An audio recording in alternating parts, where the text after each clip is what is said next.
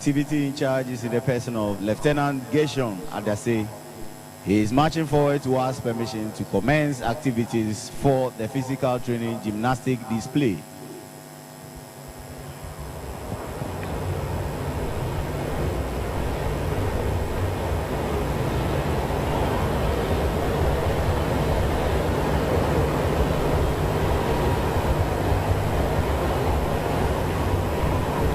They will do the groundwork, and under the groundwork we would have the dive and roll prone line, shoot through, and then back spring. That is the groundwork. May I advise the general public that children do not practice this at home. Children do not practice this at home.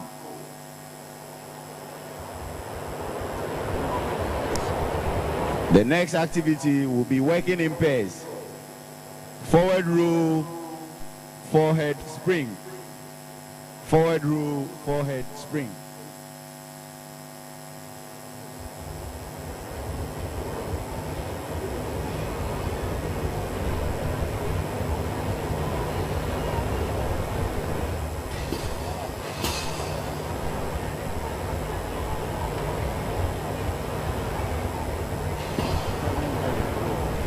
Handspring dive and roll.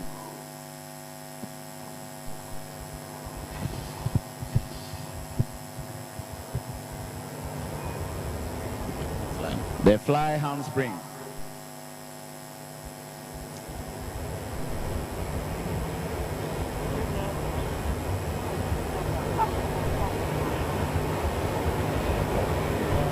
They will move to the next stage of activity, which is the individual tricks. Individual tricks. That is series of head spring. Series of head spring.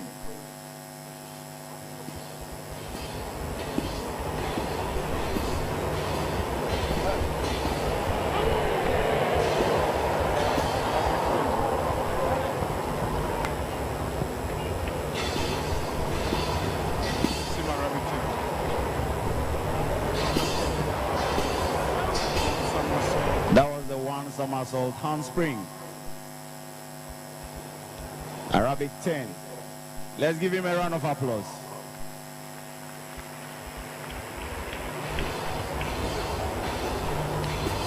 The back somersault in series.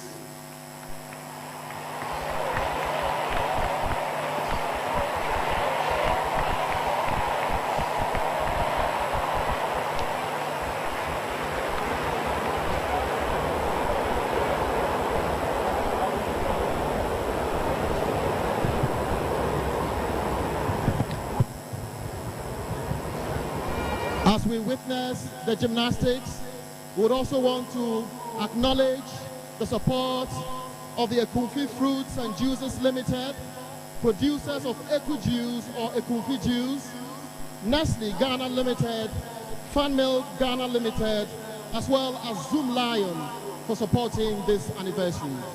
We will now move to the next stage of work, which is the horse work. We'll have the Broadway and the lengthway. Activities to be conducted will be the through vault and then the astride vault.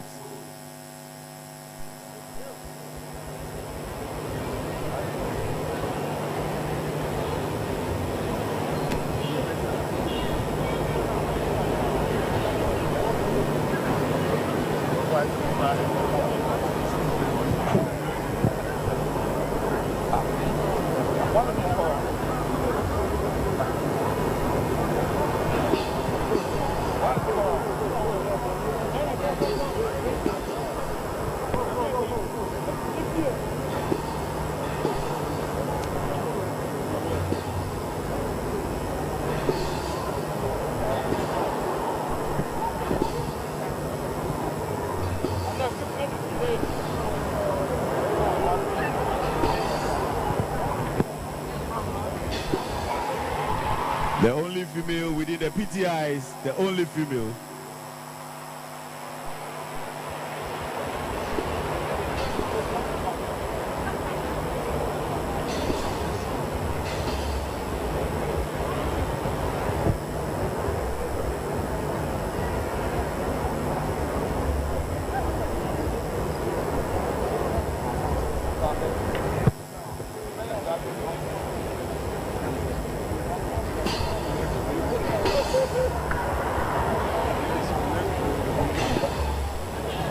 That is the neck roll, long arm drop. Neck roll, long arm drop.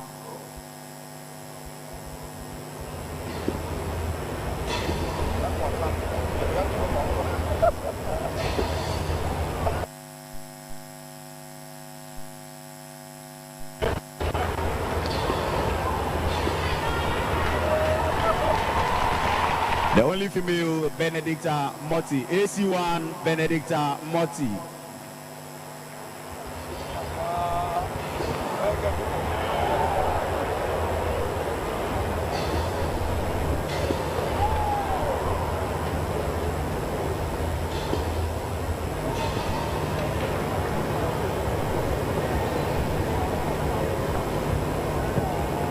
The next line of activity will be the dive and roll and hollow back lift.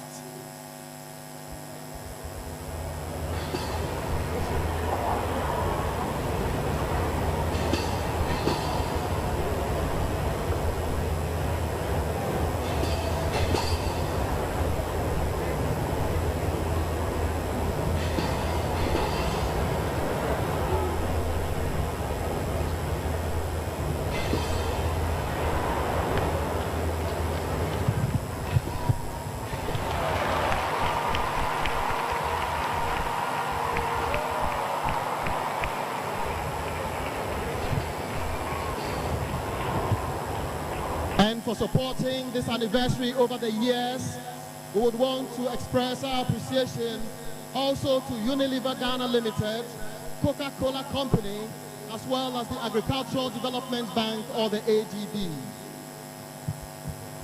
The next activity to be conducted by the Physical Training School PTIs will be the dive and roll and then somersault through the loop.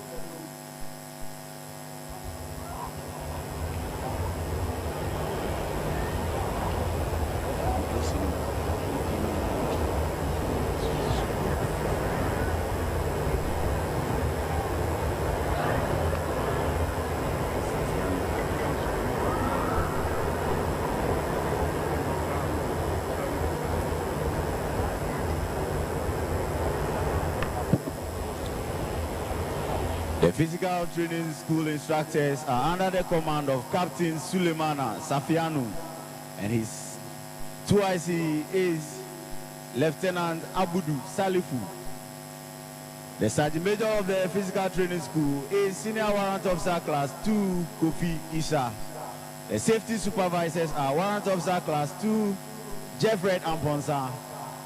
We have LS Ashabi Erasmus and Warrant Officer Class 2 Courage Adato, who now witness the dive and roll and then somersault through the loop.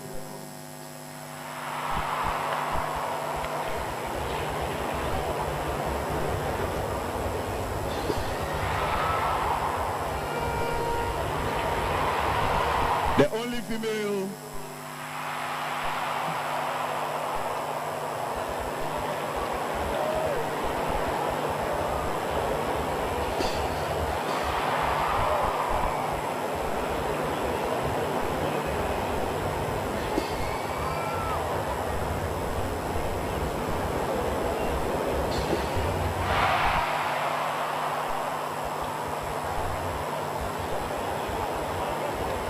too much.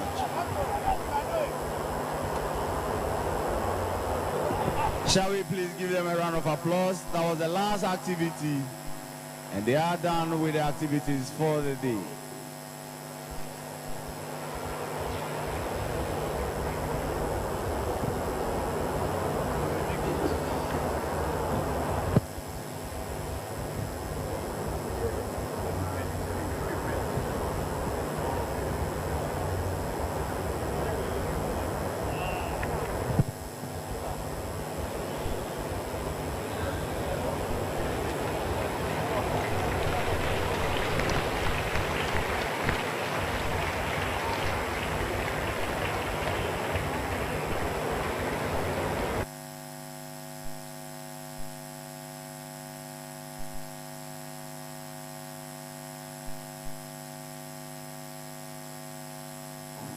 PTS.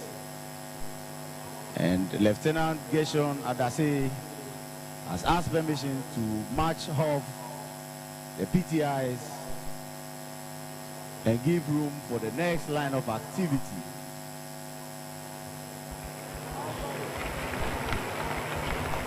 Your Excellencies, distinguished invited guests, ladies and gentlemen, we would be witnessing the fast roping from helicopter by troops from the Ghana Armed Forces Special Force. It is made up of the Army Special Force Brigade, the Army Special Operations Brigade, the Navy Special Boat Squadron, which is the Special Force component of the Ghana Navy, as well as the Air Force Special Force Squadron.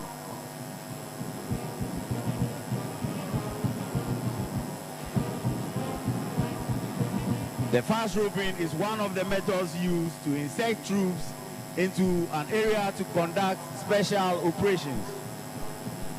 From time to time, these special force units are employed together depending on the type of mission at hand. So today, we shall see the combined fast roping of special force units that has been created in the Ghana Armed Forces. That is the Army Special Operations Brigade, the Navy Special Boat Squadron, and the Air Force Special Force Squadron. We would have 2 helicopters used for this year's activity.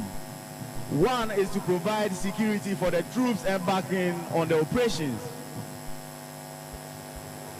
And the other helicopter will be the one carrying the Special Force team to conduct the operation.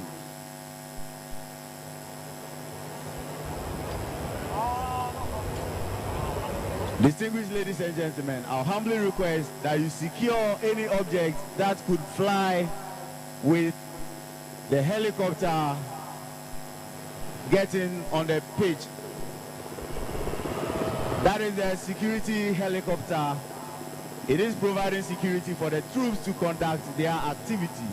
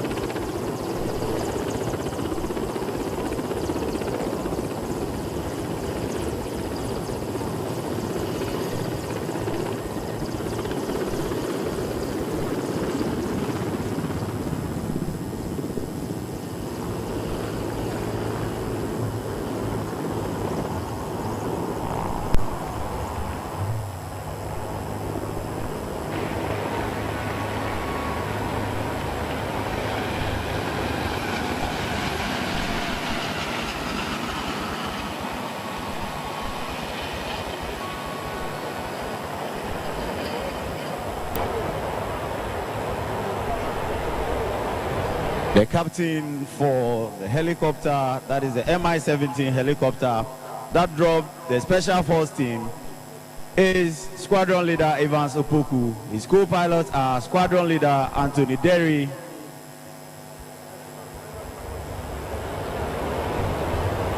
the flight engineers on board are Warrant Officer Class 2 Mensa Richard, Flight Sergeants Boache Evans, and Corporal Yenchia Ambrose. That was the combined fast roping by the Army Special Operations Brigade and the Navy Special Bull Squadron. It was done in conjunction with the Air Force Special Force Squadron.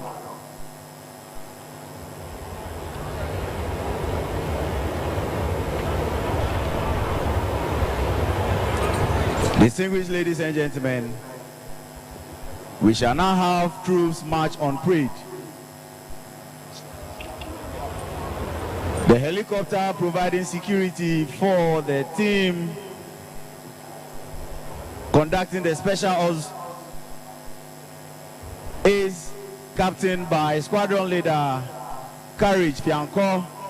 His co-pilots are Squadron Leader Christiana Amponsan and Flight Lieutenant Peter Honyenuga. The flight engineers are Flight Sergeant Mensa Kingsford and Flight Sergeant Kakare Albert.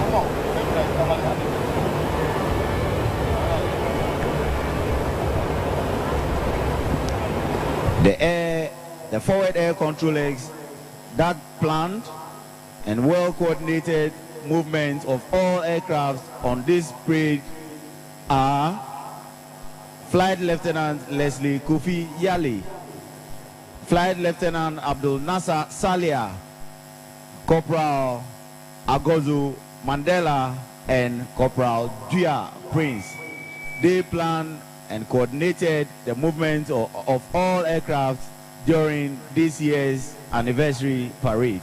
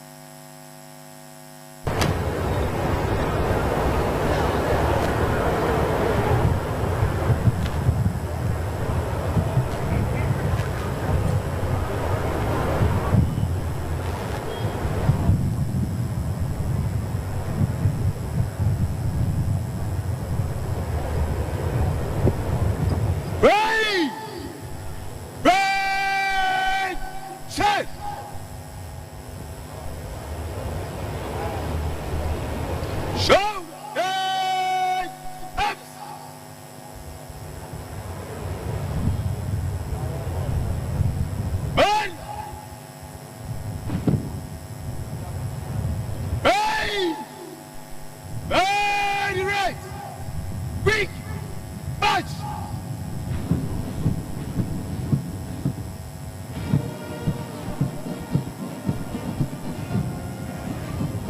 The contingents are now marching on parade for us to have the equipment display by the Ghana Armed Forces, the Ghana Police Service, the Ghana National Fire Service, the Ghana National Ambulance Service, and the Military Physical Training Mobile Vehicle Display.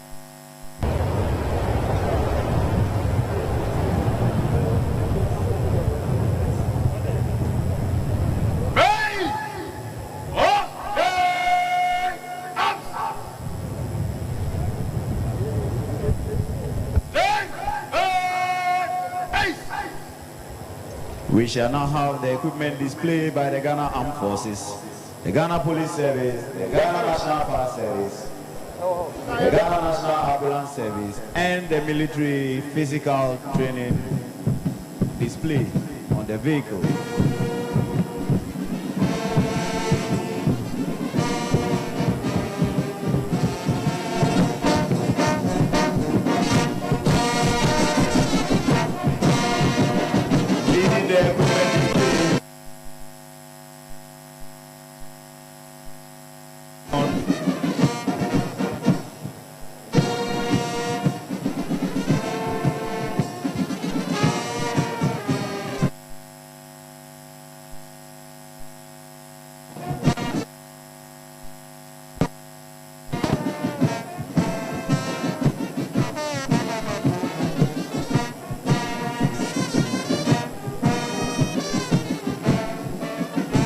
Leading the equipment from the Army Special Operations Brigade is the quad bikes. The quad bikes. May I state that the quad bike team, the first bike is being ridden by a female soldier, and the commander of the quad bike team is also a female lieutenant.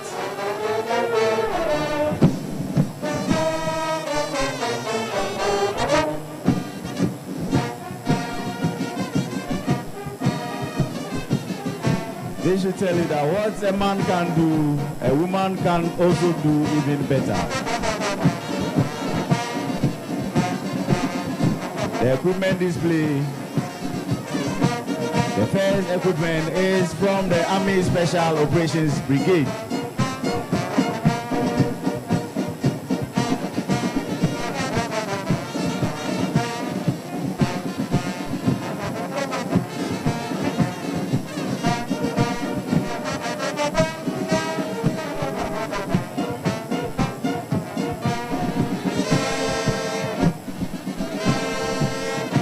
Following the equipment from the Army Special Operations Brigade is the 1-5 Armored Brigade, with personnel drawn from the 153, 154, and 155 regiments. The first troop is made up of the Cobra Electro-Optic Surveillance System Armored Personnel Carriers. The troop has adopted the diamond formation, and it is under the command of Captain Delali Foley. The second troop is made up of the Cobra 2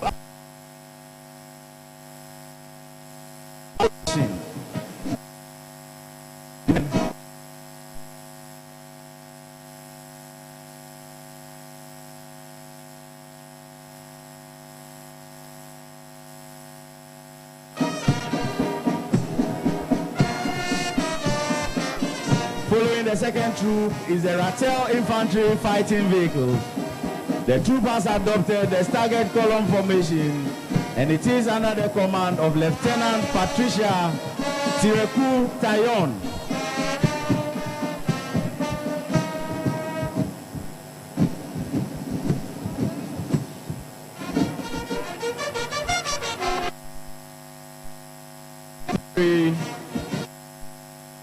The one out from the 66 Armored Brigade is a battery from the 66 Artillery Regiment. The first troop is made up of 107 millimeters rocket launchers. The troop has adopted the arrowhead formation, and it is under the command of Lieutenant Kojo Atiemu.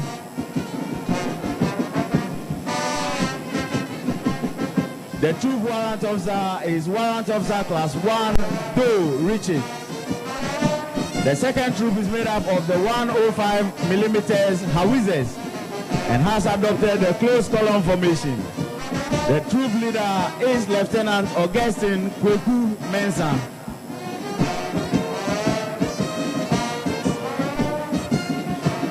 The troop warrant officer is Warrant Officer Class 1, Abochi Ulysses.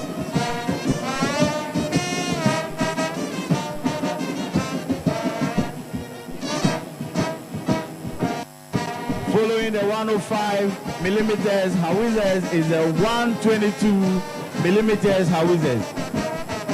And they have also adopted the close column formation. They are under the command of the battery commander in the person of Captain Senyo Kofi Jamefe. The battery sergeant major is Warrant Officer Class 1, Zakaria Isifu. Following the equipment from the 66 Artillery Regiment is the Zodiac boat. The lead boat is Yoga Gaba and is carrying the Ghana Navy divers.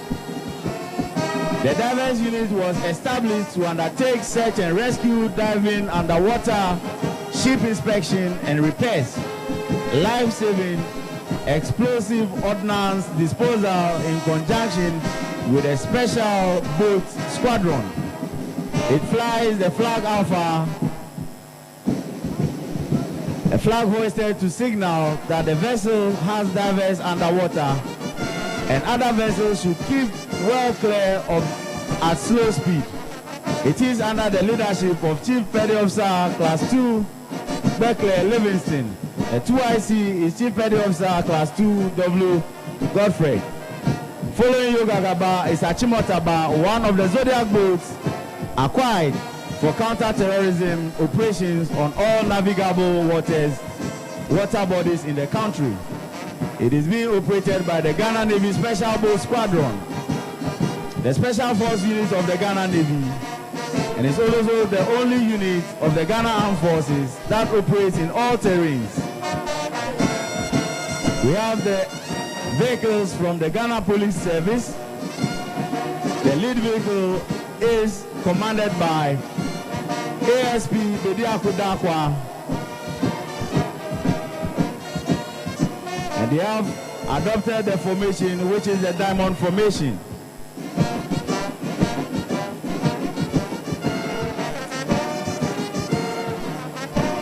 The rear commander is in the person of ASP Mr. Robert Ofe.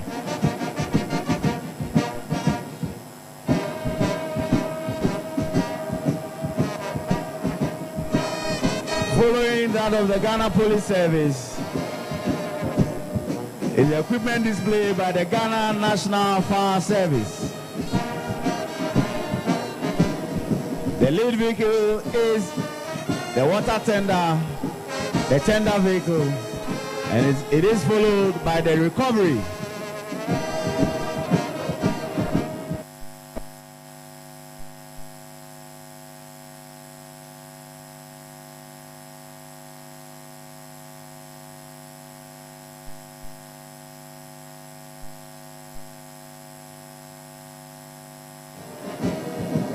The multi-purpose vehicle.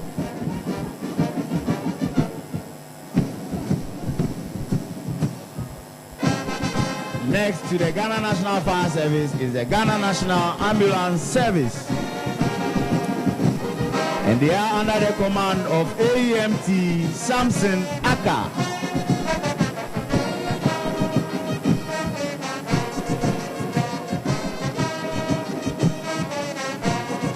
The last on the equipment display is the physical training vehicle display, and the activities conducted are push-ups, sit-ups, vertical rope climbing, bench press, pull-ups, or chin-up.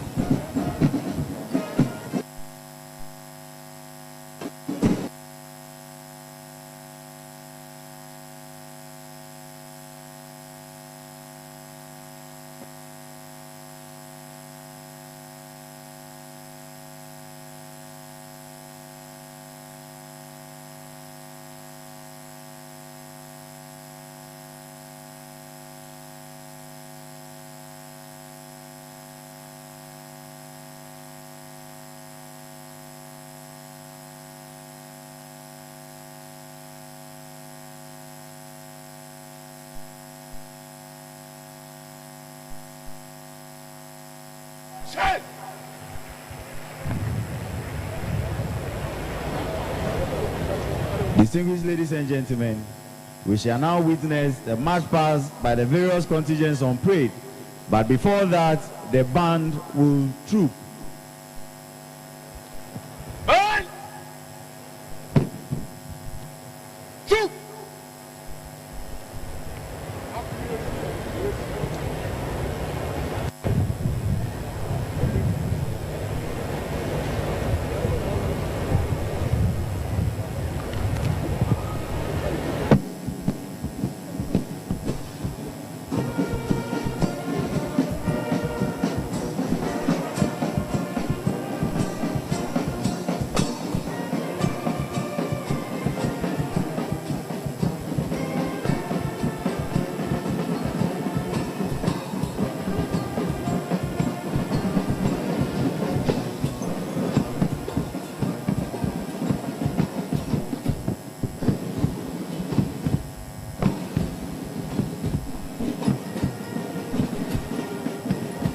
Distinguished ladies and gentlemen, the tune being played by the band is a tune that is usually played during fishing periods in the coastal areas, and this is the tune Sisiri Boom. The formation adopted by the band is the canoe, which depicts the occupation by the people of Ogua.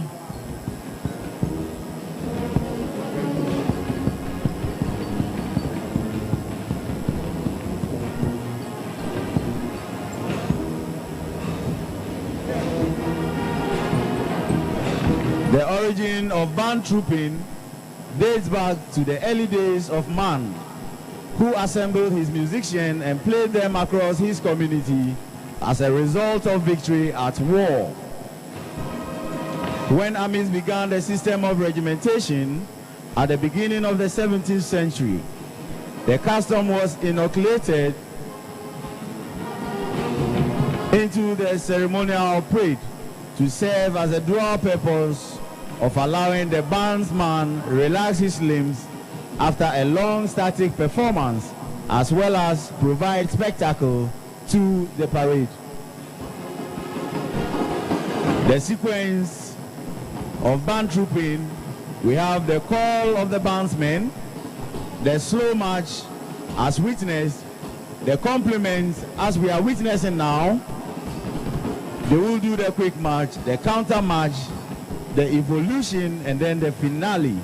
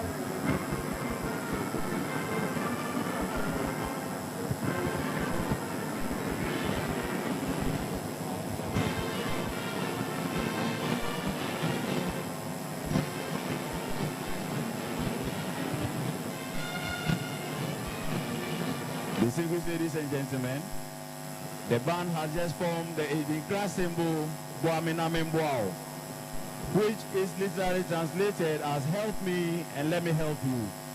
to symbolize cooperation and interdependence.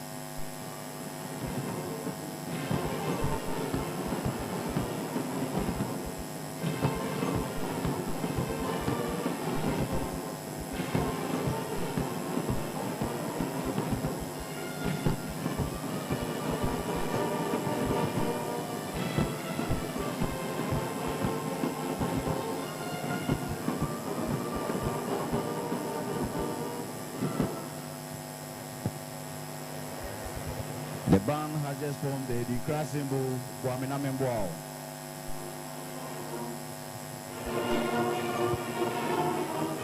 Shall we please raise our flags to sing happy birthday to Mother Ghana?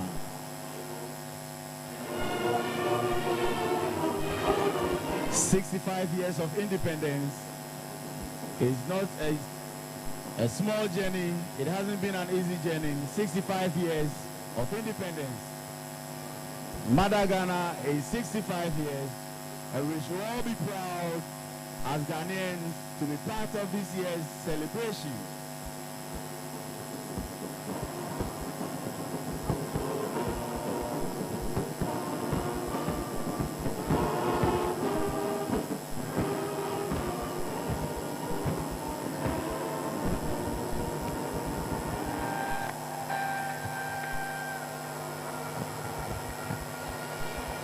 Happy birthday, Mother Ghana.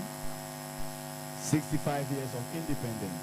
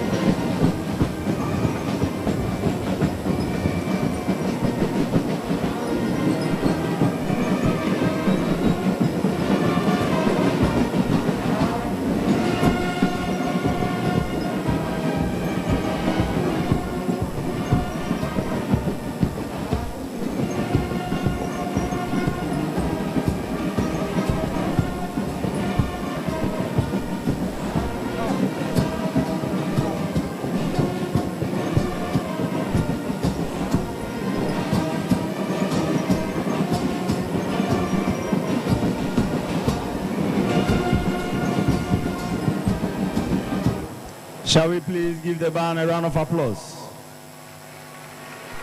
We shall now witness the march pass in slow and in quick time by the contingents on parade. We will now witness the crossing over of horses by the parade second in command and the parade adjutant. The purpose of this movement is to allow the parade second in command to be at the rear of all contingents to move them during the march past, and for the parade adjutant to be with the parade commander as his aide de camp.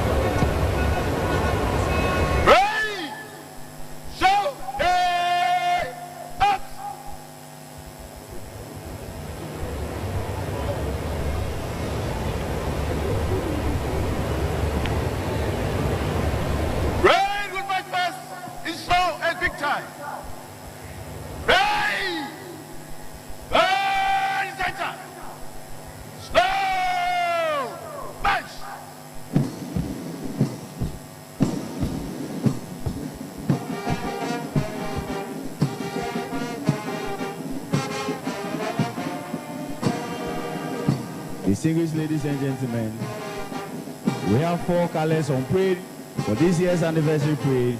And we have the national color, the army color, the naval ensign, and the Air Force color. Carrying the national color, we have Captain Nana Kwabna Domfe. The color escorts are Warrant Officer Class 2, Kwe Ni Osabu Robert, and Staff Sergeant Ayim Frimpong Michael. Carrying the army color is Captain Courage Jidepo Beji, and his escort is Sergeant Asamoah Peter Rambo. The naval ensign is carried by Naval Lieutenant John Selom Kweti. His escorts are Chief Petty Officer Class 2 Hagan Marshall and Petty Officer Class 1 Paul Richard. Carrying the Air Force color is Flight Lieutenant Nana Che Bobe, and the escorts are Warrant Officer Class 2 Jito Alasa Richard and Sergeant Muru Osman.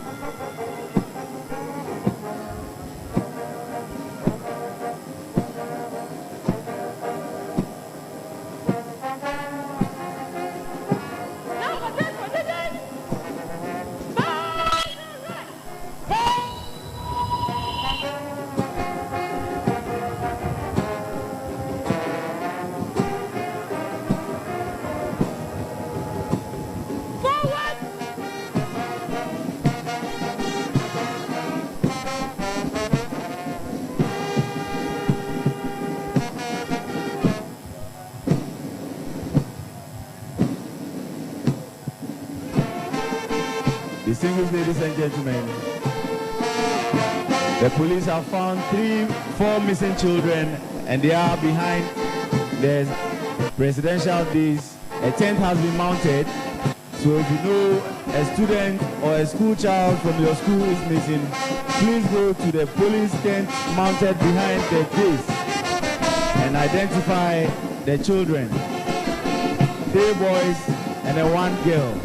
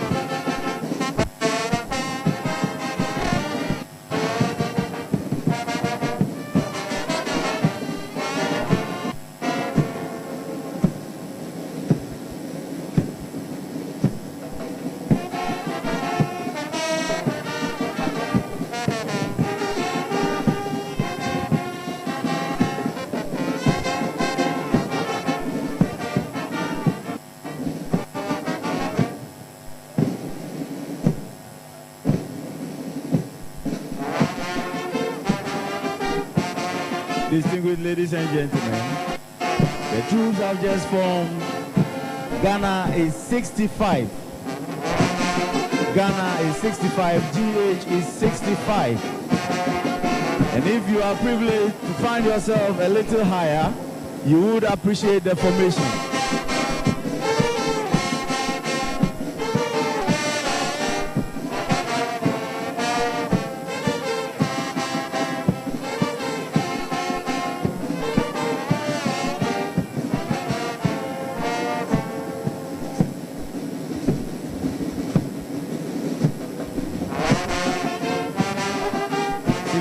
Years of independence,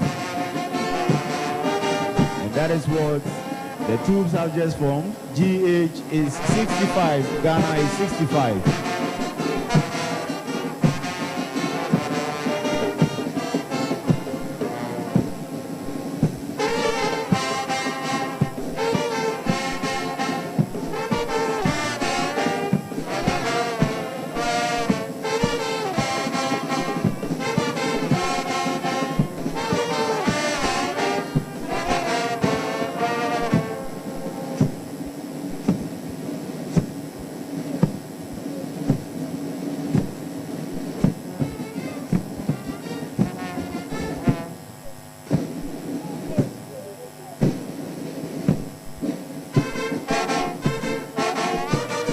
Your Excellency, the devastation caused by the COVID-19 pandemic the world over has left many nations struggling to recover. The theme, working together, bouncing back together, is a clarion call to all Ghanaians to come together and work towards attaining sustainable economic recovery as Mother Ghana marks her 65th independence anniversary.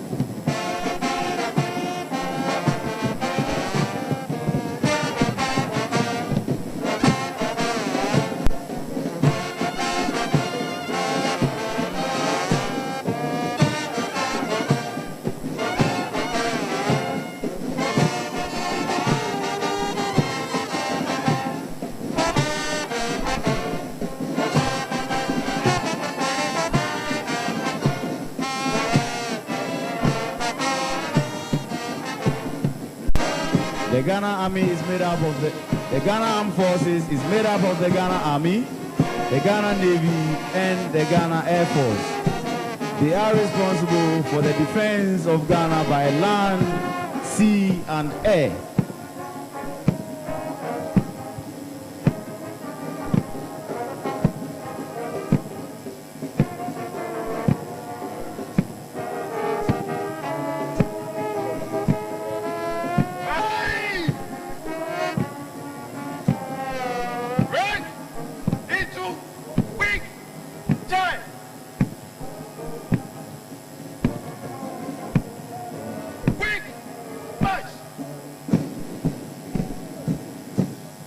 That was a change from slow march to quick march. The Ghana Army is responsible for defending the country by land by conducting offensive and defensive operations. Some operations conducted by the Ghana Army include Operation Gong Gong, Operation Halt, Operation Calm Life, Operation Cow Leg, Operation Motherland, Operation COVID Safety, among others. The Ghana Navy is responsible for the protection of the territorial waters of the country against seaborne invasion and securing the maritime space for national development.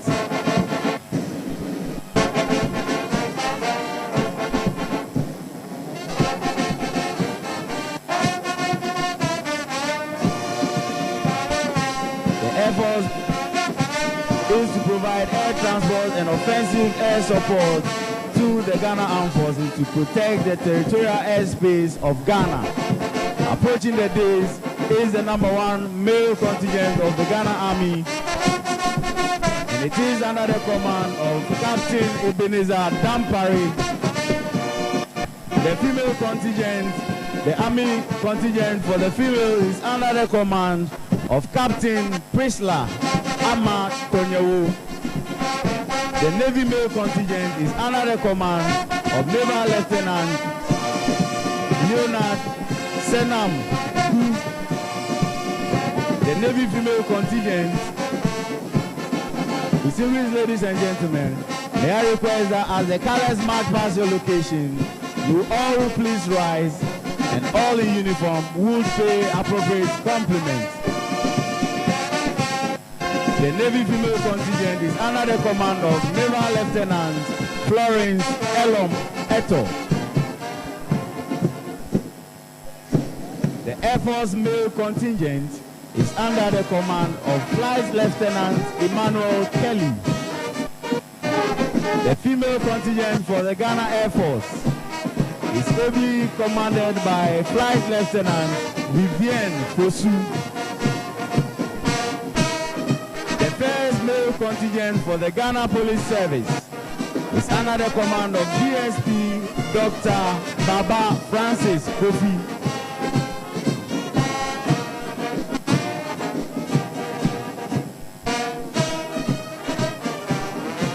Following the male contingent for the Ghana Police Service is the female contingent for the Ghana Police Service, and it is under the command of DSP Leocadia Sunrise Adika Tamaklu.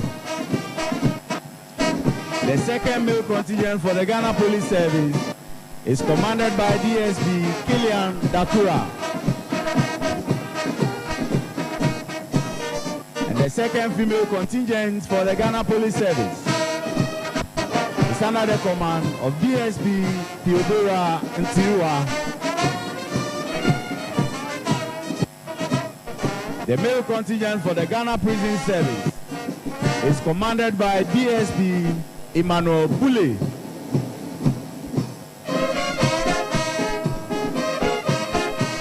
The female contingent for the Ghana Prison Service is commanded by DSP Yvette Asiedu.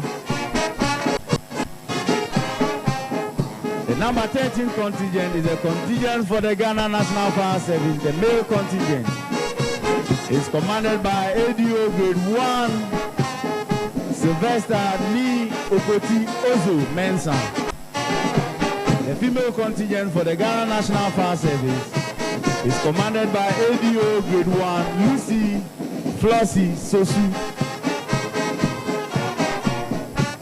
The male contingent for the Customs Division of the Ghana Revenue Authority is commanded by Assistant Revenue Officer Eugene Minka Asensu. And the female contingent for the Customs Division of the Ghana Revenue Authority is commanded by Assistant Revenue Officer Nora Konedu Sapon. The male contingent for the Ghana Immigration Service is under the command of DSI Enoch Ajiman. And the female contingent for the Ghana Immigration Service is commanded by BSI IB Asomeni. For the Ghana National Ambulance Service, the male contingent is under the command of AEMT Alexander Chumesi.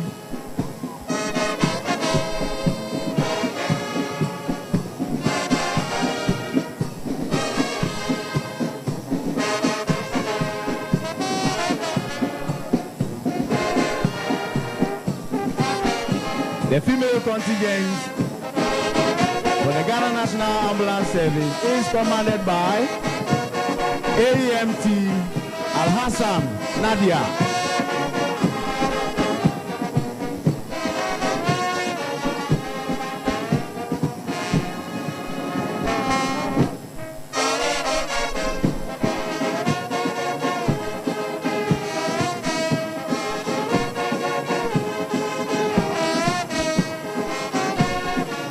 May I continue with some of the rules by the various security services on parade this morning. The Ghana Police Service is responsible for preventing and detecting crimes, to apprehend offenders, and to maintain public order and safety of persons and property. The Ghana Prison Service is responsible for the safe custody of prisoners as well as their welfare, reformation and rehabilitation. The Ghana National Fire Service is mandated to save lives and property through firefighting and the rescue of individuals trapped in other emergency situations. In line with this, the service provides technical advice for building plans in respect of machinery and structural layout to facilitate escape and evacuation from fire. The Customs Division of the Ghana Revenue Authority is responsible for the collection of duties and taxes which are used to finance the country's recurrent budget and developmental projects in the area of health, education, housing, transport sector, etc. They also prevent smuggling. The Ghana Immigration Service regulates the country's dealings with non-citizens. It also advises and ensures that effective implementation of all laws and regulations pertaining to immigration and related issues.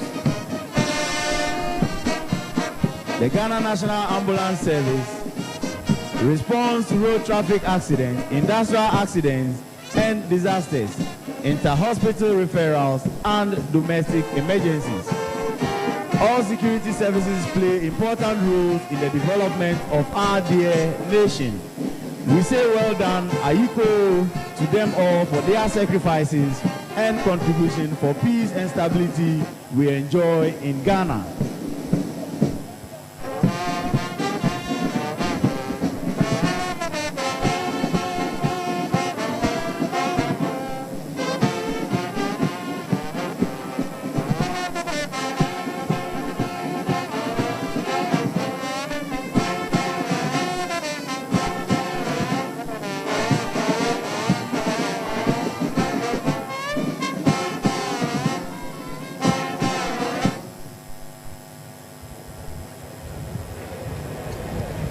Please, let's give them a round of applause.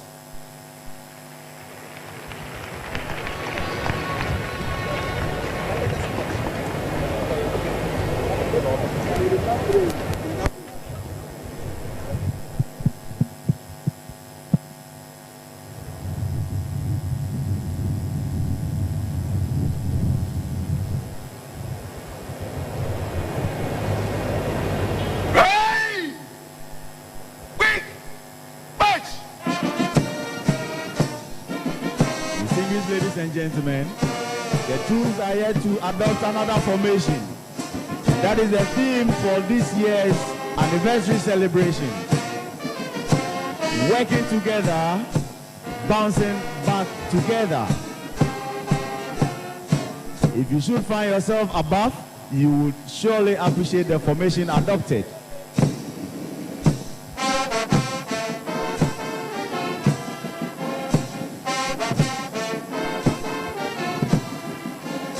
Working together, bouncing back together. That is the formation adopted. We must commend the drill instructors who work tirelessly to put these troops in shape and to be able to come out with this formation. We appreciate the efforts of the Army Drill and Duty School, led by Senior Warrant Officer Amegachi Arnold. We also appreciate the effort of Senior Warrant Officer Logan Patience, instructors from the Armed Forces Sergeant Major's Office, led by Warrant Officer Class 1 Dakwa Clement. We appreciate representatives from all the services, instructors from the Ghana National Fire Service, the Custom Division of the Ghana Revenue Authority, the Immigration Service, the Police Service, the Prison Service, and the Ghana National Ambulance Service.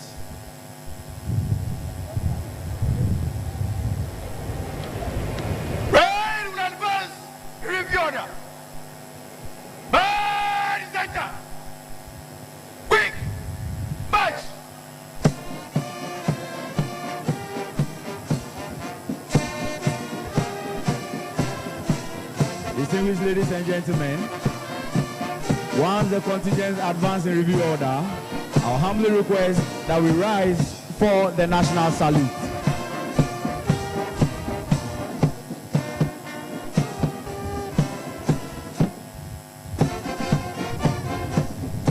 Shall we please rise for the national salute?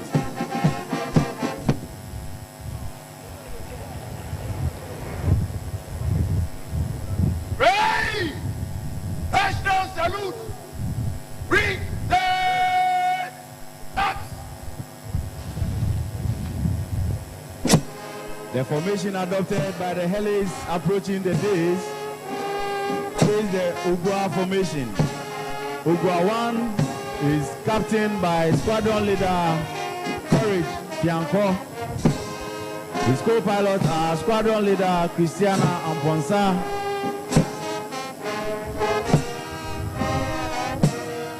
Flight Lieutenant Onyega Peter,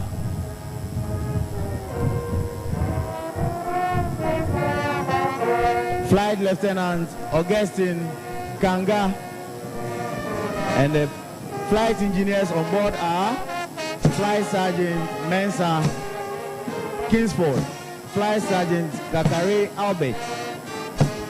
The Ugwa 2 formation is the MI-17, captained by squadron leader Evans Opoku, co-pilot squadron leader Anthony Derry, squadron leader Peter Che, and the flight engineers Flight Sergeant Evans Wache, Corporal Labi, and Corporal Kranche Yao.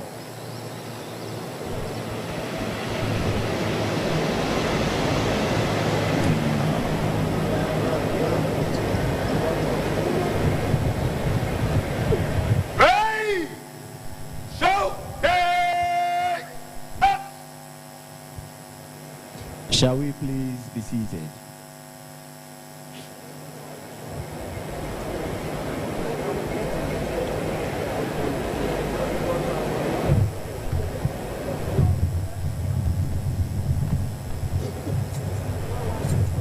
The parade commander will now ask permission from Mr. President to stand the parade at ease for our special guest of honor's remarks and the anniversary speech by the President of the Republic of Ghana and the Commander-in-Chief of the Ghana Armed Forces, Nana Addo Dankwa Akufo-Addo.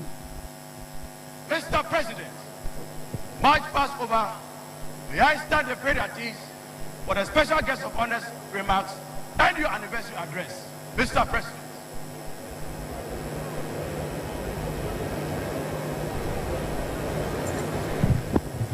Permission has been granted the parade commander to stand the parade at ease for our special guest of honor's remarks and the anniversary speech by the President of the Republic of Ghana and Commander-in-Chief of the Ghana Armed Forces, Nana Addo Dankwa Akufo-Addo.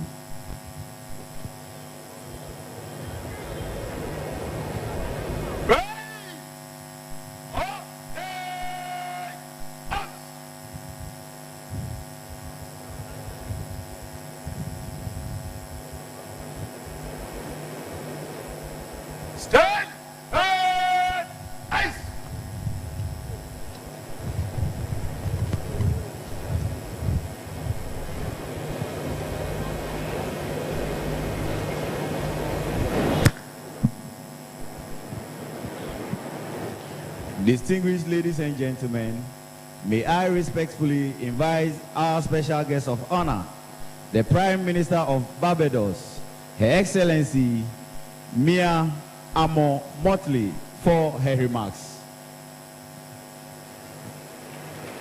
Shall we please welcome her with a round of applause?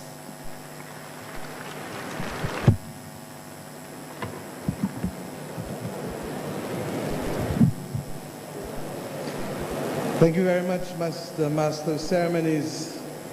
President of the Republic of Ghana, His Excellency Nana Akufo-Addo, and First Lady of the Republic of Ghana, Mrs. Rebecca Akufo-Addo, Vice President of the Republic and Second Lady of the Republic of Ghana, Your Lordship, the Chief Justice of the Republic of Ghana, honorable members of the Council of State, ministers, members of Parliament, members of government officials of Ghana, traditional rulers and religious leaders of Ghana, members of the diplomatic corps, and indeed my own Minister of Foreign Affairs and my own ambassador, distinguished Ghanaian citizens all.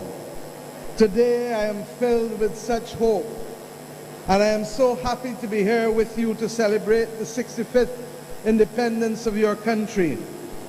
On behalf of the people and government of Barbados, I extend congratulations, our warmest congratulations, to you on the attainment of this milestone. For us, you were the beacon that shone the light almost 1 decade before we came to that own moment ourselves. And that is why last year, when we became the youngest parliamentary republic, we asked your president to bless us with his remarks, because we felt that just as you led the way in 1957 and 1960, you led that way for us with the coming of our republic. It is almost trite to share with you that your founder leader, Kwame Nkrumah, inspired so many of us across the globe. After decades and in some instances centuries of colonialism and exploitation, the capacity to rise and to be able to say that we can, we shall, we will. That simple example gave so many of us the courage that we too could and would and should.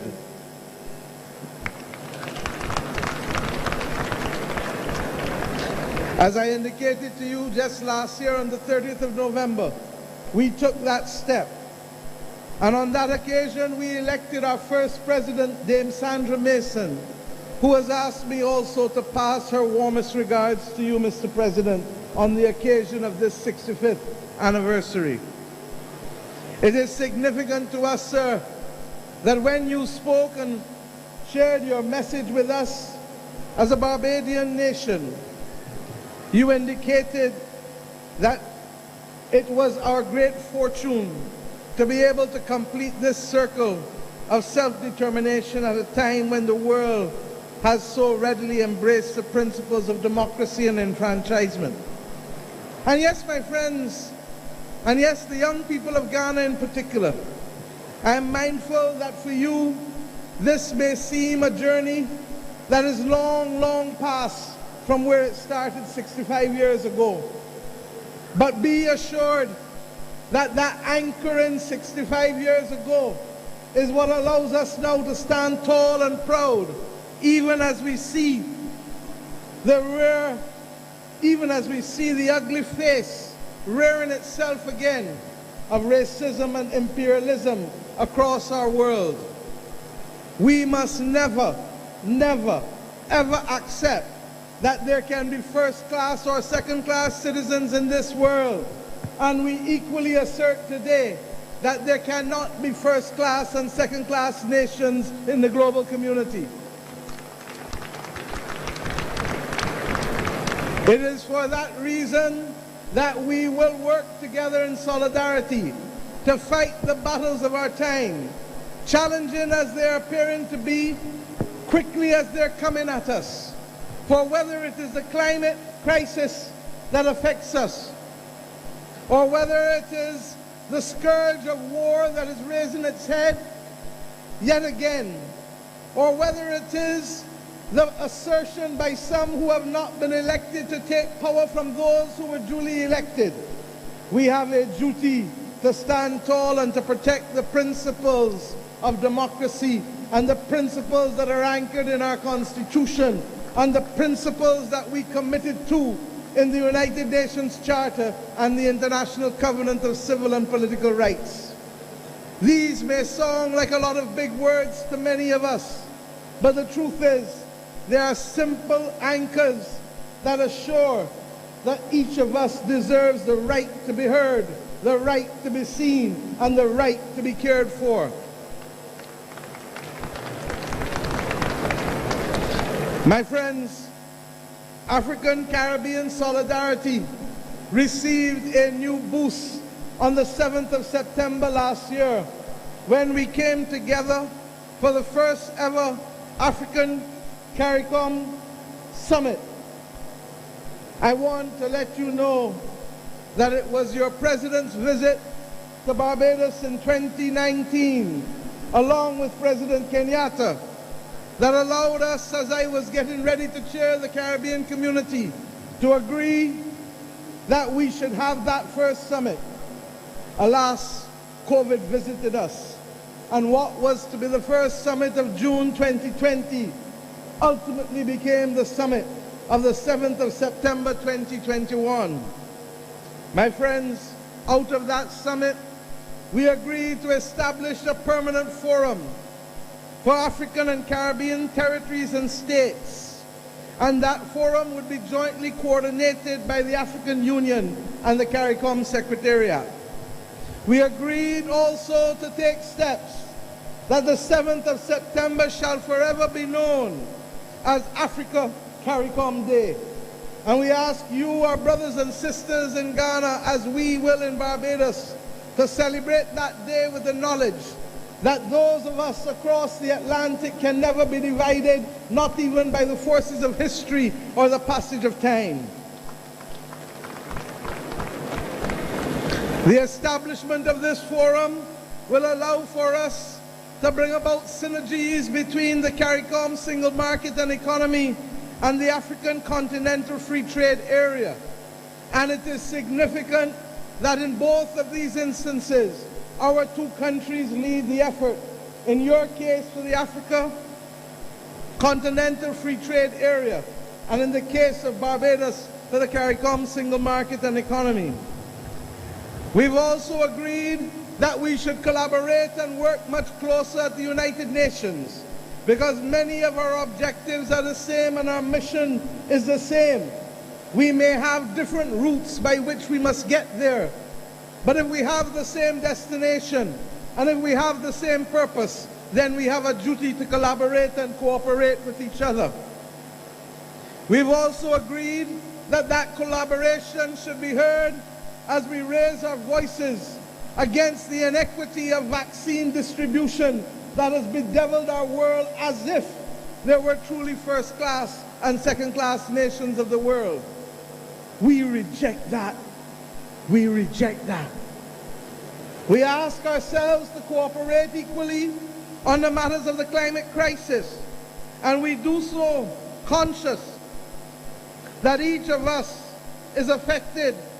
You here with the same coastal erosion, whether in the Volta region or the Greater Accra region, or with the flooding that has regrettably taken lives here in your own country in 2019 and as recent as last year in August, affecting your ability to produce food, affecting your ability to buy food, because the costs continue to rise. And now that it is compounded by the realities of the pandemic and the realities of the war in Ukraine, we expect, regrettably, that there will be difficult times, that there will be increases in prices continuing. And I say to you, the people of Ghana, that in the same way that we have in Barbados to explain to our people that the cost of living that now chokes so many of our people is regrettably not national, but global in nature. For we only need to look at the impact that will be happening soon as we get our next shipments of oil, as we get our next shipments of food, as we get our ability to negotiate whether we can in fact get the shipping arrangements to receive that which we want to buy. But we know that we come from a proud and resilient people, and not even the combination of the pandemic and the climate crisis and the consequences of aggression in Ukraine can cause us to bow and to lose focus. Yes, the times will be hard, but our ancestors have shown us that even in hard times, we can rise above this and hold firm to the view that we are a resilient and dominant people, capable of moving strong ahead. It is for that reason, Mr. President, that when we look at the global architecture and the lack of fairness in the structure of it, we too echo your own calls and that of others, that the African Union should be given a chance to become part of the global leadership if it is to be legitimate and if it is to be morally accepted by us all. The G20 cannot remain 20. The G20 must become the G21, for we know that in the African Union you constitute the 5th largest economy in the world with just under 3 trillion in production on an annual basis. And we know that the 1.3 billion people of this continent actually have the greatest demographic dividend to be reaped in the 21st century, with the largest percentage of young people on the planet Earth today to be found on the continent of Africa. If there is to be a future for these young people in Africa, then that future must be shaped not just by those who tell us what to do, but must also be shaped by those who experience what it is to provide for the 1.3 billion people on this continent.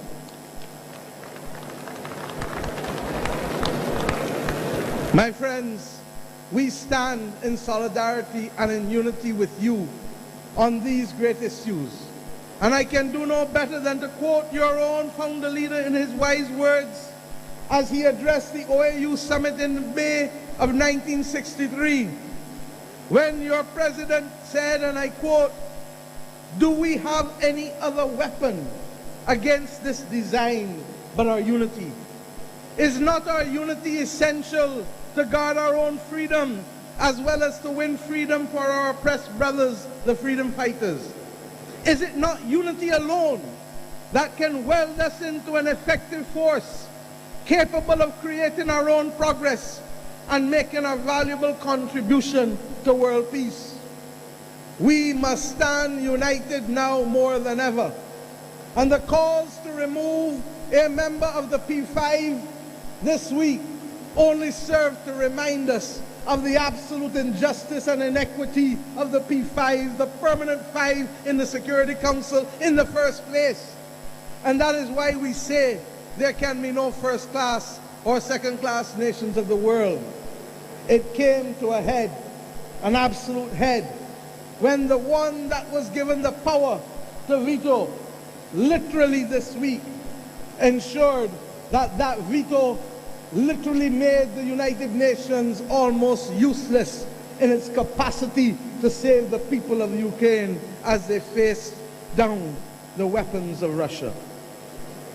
We say today that it is not only there that there must be change.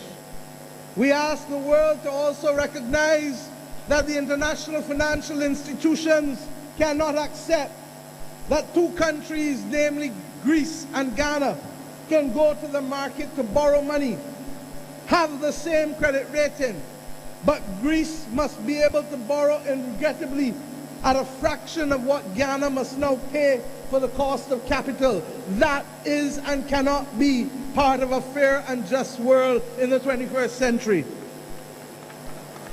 And why must it change? Because in a very real sense, even though we settled the individual rights to protect each and every one of us, At the formation of the United Nations, we preserved an old colonial order of empires having the right to determine what the global community should look like. We now know that it does not work. And we now know that the time has come to work together to change it for the betterment of the nations of the world altogether, yes, but in particular for the betterment of the people of our nations who were suppressed and colonized, regrettably, for too long. My friends, I ask us also to recognize that in today's world, technology makes geography and size almost irrelevant. And therefore it gives us that unique opportunity, and certainly as we have done in the Caribbean and in my own country, to assert that the time has come to reclaim our Atlantic destiny, that the time has come for strong strategic leadership.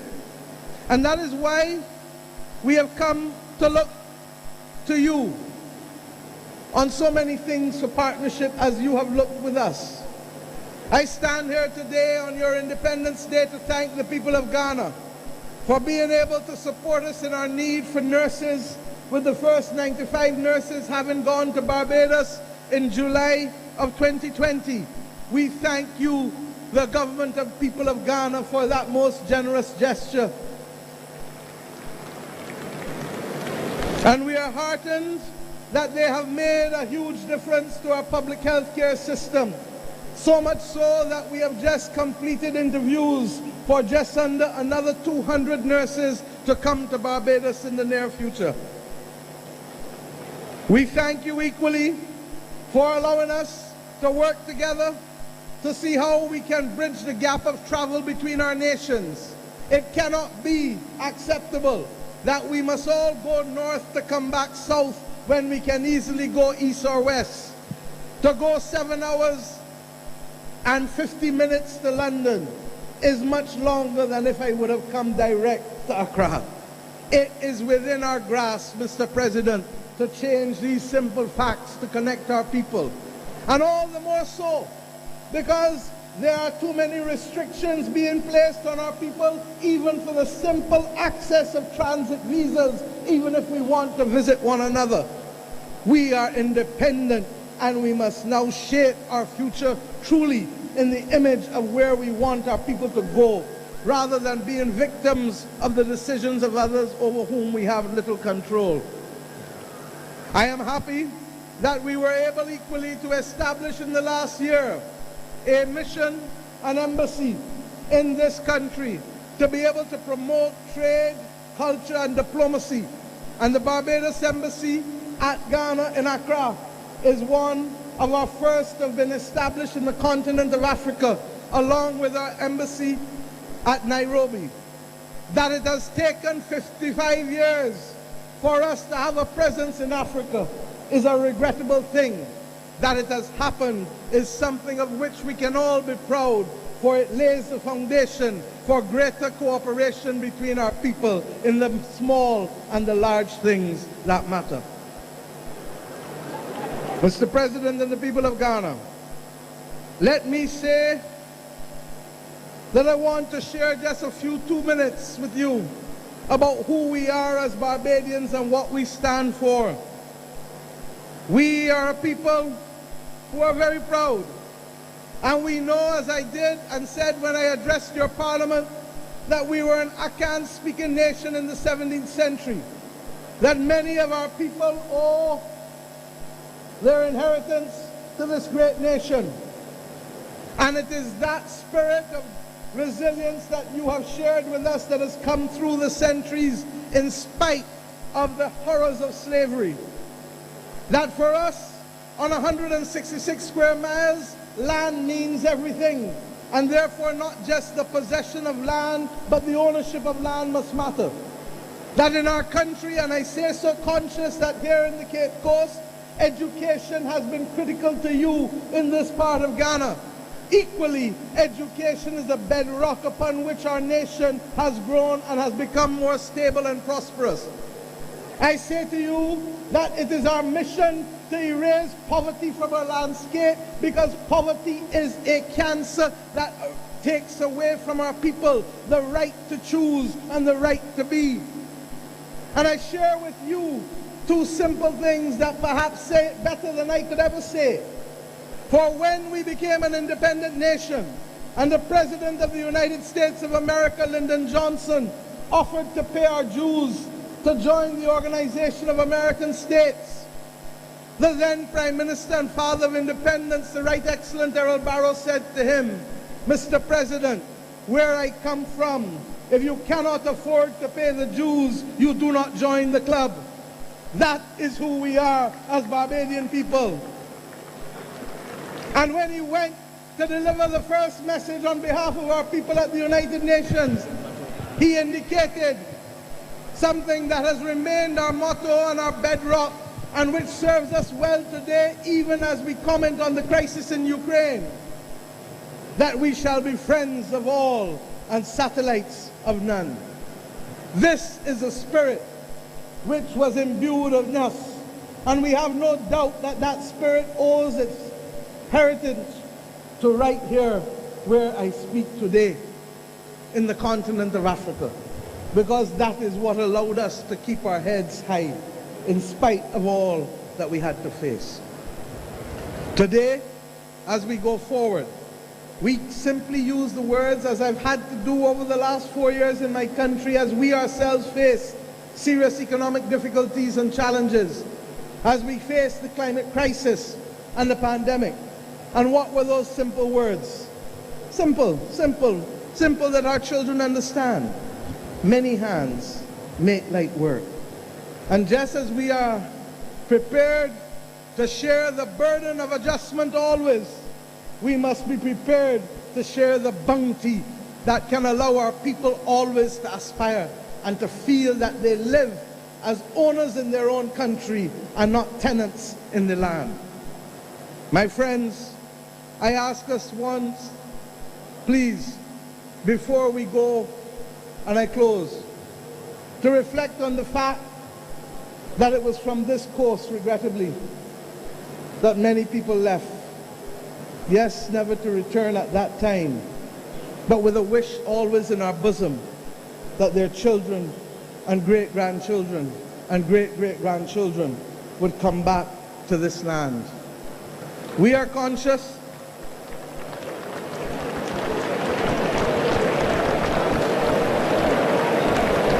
it is emotional. We are conscious that those who put your family in those castles, those powerhouses, whether here or in Gorée, did it because they simply did not see you, hear you, or care for you, and did it solely for the purpose of profit and solely for the purpose of power and dominion. It is regrettable that those same motives are showing themselves on the landscape of the world today. And if ever there is a people who can speak out against it with a moral authority, if ever there is the capacity for global moral strategic leadership, Mr. President, it must come from those of us who are affected on both sides of the Atlantic, those of you who lost brothers and sisters, and those of us whose great-grandparents and great-great-grandparents suffered the indignity of being treated less than human. We have come to this point today to say to these young people who sit opposite me that it must never happen again. And to ensure that it shall never happen again, we shall build monuments that you shall never forget. And it is therefore with pleasure that I share with you today that one of your own distinguished citizens, the David Ajay, has been the person responsible for designing the monument in Barbados, the country that has had, regrettably, a relationship with racism that is a blot on our history. The parliament which I lead, regrettably, was a parliament that in 1661 passed the slave code that came to spawn all of the other laws that govern slaves in the Americas. It is for that reason that we, the children of independence, have an obligation to build a monument such that these young people shall never forget the scars of history. And that monument shall pay tribute to 570 slaves buried in the burial ground at Newton Plantation in the parish of Christchurch, Barbados. We shall equally build there a genealogical research center so that we can truly understand who and who is exactly family. Because Barbados has the second largest transatlantic slave records in history, only to be exceeded by the United Kingdom, whose ones perhaps may not be as pristine as ours for different reasons.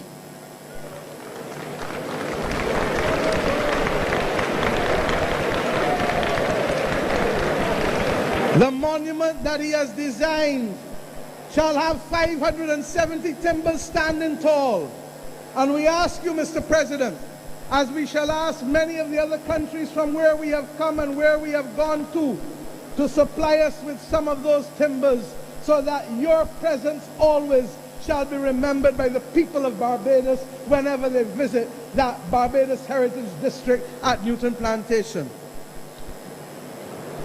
I end simply on this last point.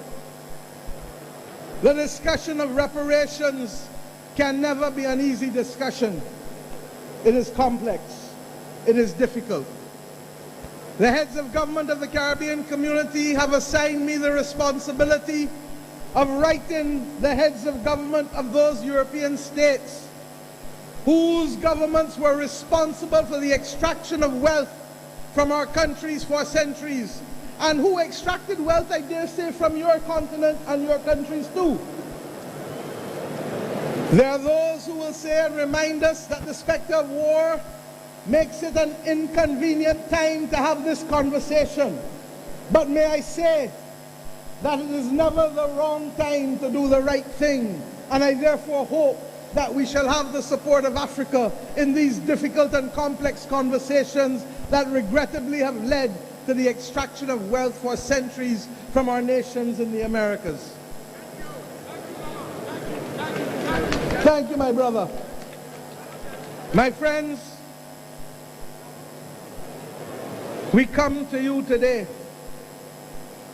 conscious that we have returned. We have returned. And it is the ultimate victory to wage against those who said that there shall be no return, that I stand here as a daughter of the Americas, a daughter of Africa, to congratulate you on what has been a magnificent display this morning by your armed forces, by your civilian persons, by the school children of this country. And may I say, as I saw the stiltmen and the masqueraders, Mr. President, just as you felt when you inspected our troops in Barbados that you were in Accra, I feel today that I am in Bridgetown at Cropover when I saw the masqueraders and I saw the stiltmen move through this stadium. It is a reminder always that we are truly family. So let us not look north. Let us look west and let us look east. And let us be determined always to remove the middleman, to remove the middle leg, and to remove the middle passage. For if we remain committed and focused on that, then I believe that we shall be that humanizing force that the world needs now more than ever in these great times of peril in which we live. For we will know what we must do to bring justice to the fight against climate. And we will know what we must do to bring reparations to those people who have lost. And we will know what we must do to ensure that those in this continent and in the Americas should not be deprived of vaccines at a time when other countries literally are throwing them away as if they didn't matter. For we shall know when the next pandemic comes how to fight it and who to protect. Mr. President and the people of Ghana, I leave you today confident that you shall continue to light a beacon for those of us not only in the continent of Africa, but across the world. And we shall join you in holding that beacon, that everlasting fire, if only because it is a moral and just fire. It is a moral and just fight that we wage. But we are equally conscious that those who labor in a great cause, my brothers and sisters, shall never fail. Long live the Republic of Ghana. Long live the Republic of Barbados. Long live the Caribbean civilization. Long live the civilization of Africa. Thank you. Thank you very much. Our special guest of honor, Honorable Mia Amo Motley.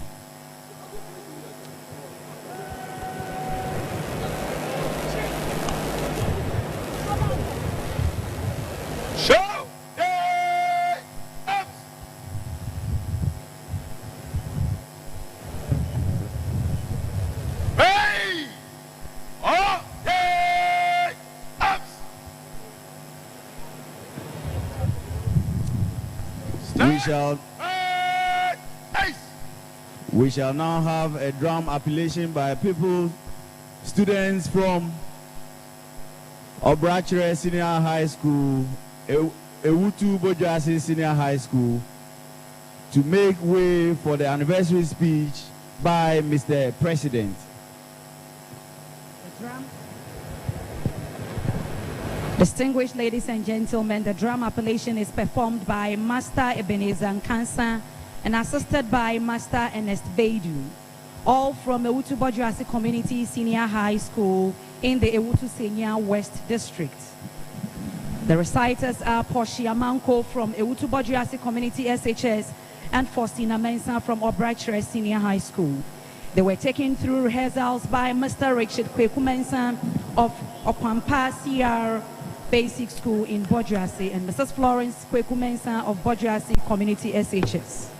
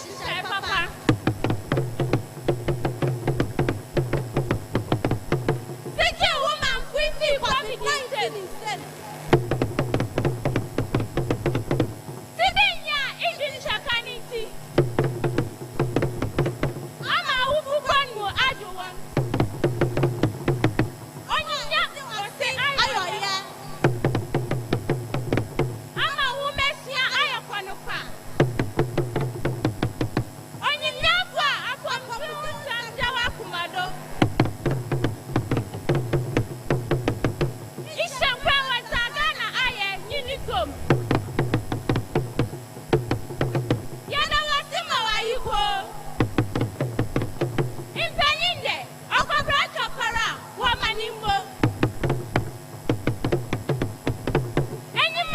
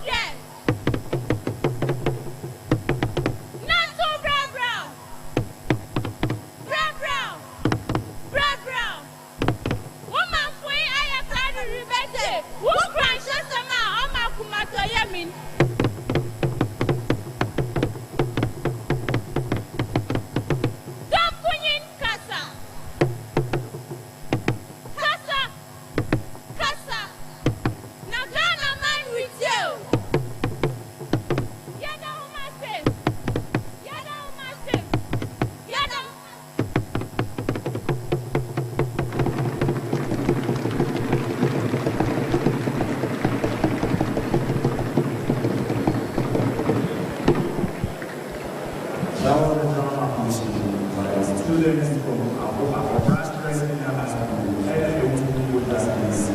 High School. I respectfully invite the President of the Republic of Ghana, the Commander.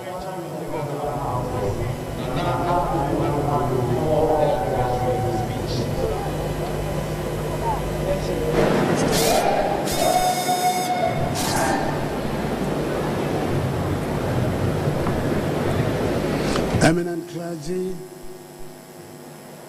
First Lady, Vice President and Second Lady, Chief Justice, Prime Minister of the Government of the Republic of Barbados, and members of the Beijing delegation, members of the Council of State, the Chief of Staff of the Office of the President, and officials of the Presidency, Central Regional Minister, Ministers and Deputy Ministers of State, Members of Parliament, Metropolitan, Municipal and District Chief Executives, Chief of Defense Staff of the Ghana Armed Forces, Inspector General of Police, Service Chiefs, Dean and members of the Diplomatic Corps, President and members of the Central Regional House of Chiefs, Omanfm of Ogwe Traditional Area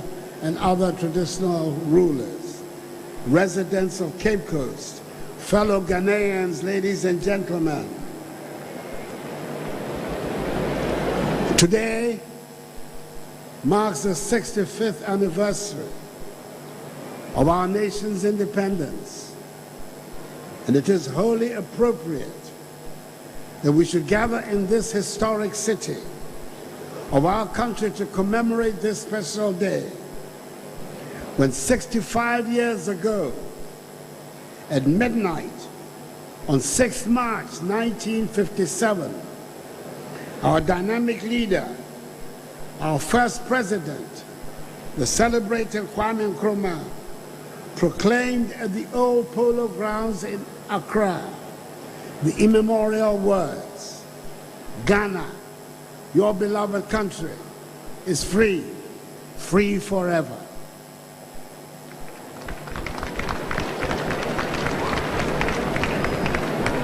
I must at the outset thank the children from the schools drawn from across the municipality for their excellent march, the cultural troops for their magnificent performance, which has showcased many of the elements of the best elements of Ghanaian culture, and the officers, men and women of the Ghana Armed Forces, the Ghana Police Service and the other security services for their splendid display of order, pomp and pageantry.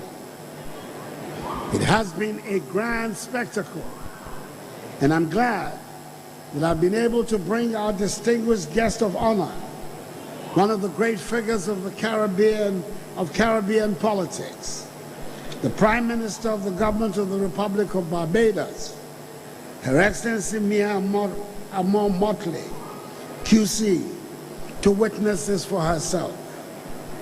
Madam, this is your second visit to Ghana in 3 years, and I say once again, a big warm Akwaba, our word of welcome to you and to your delegation.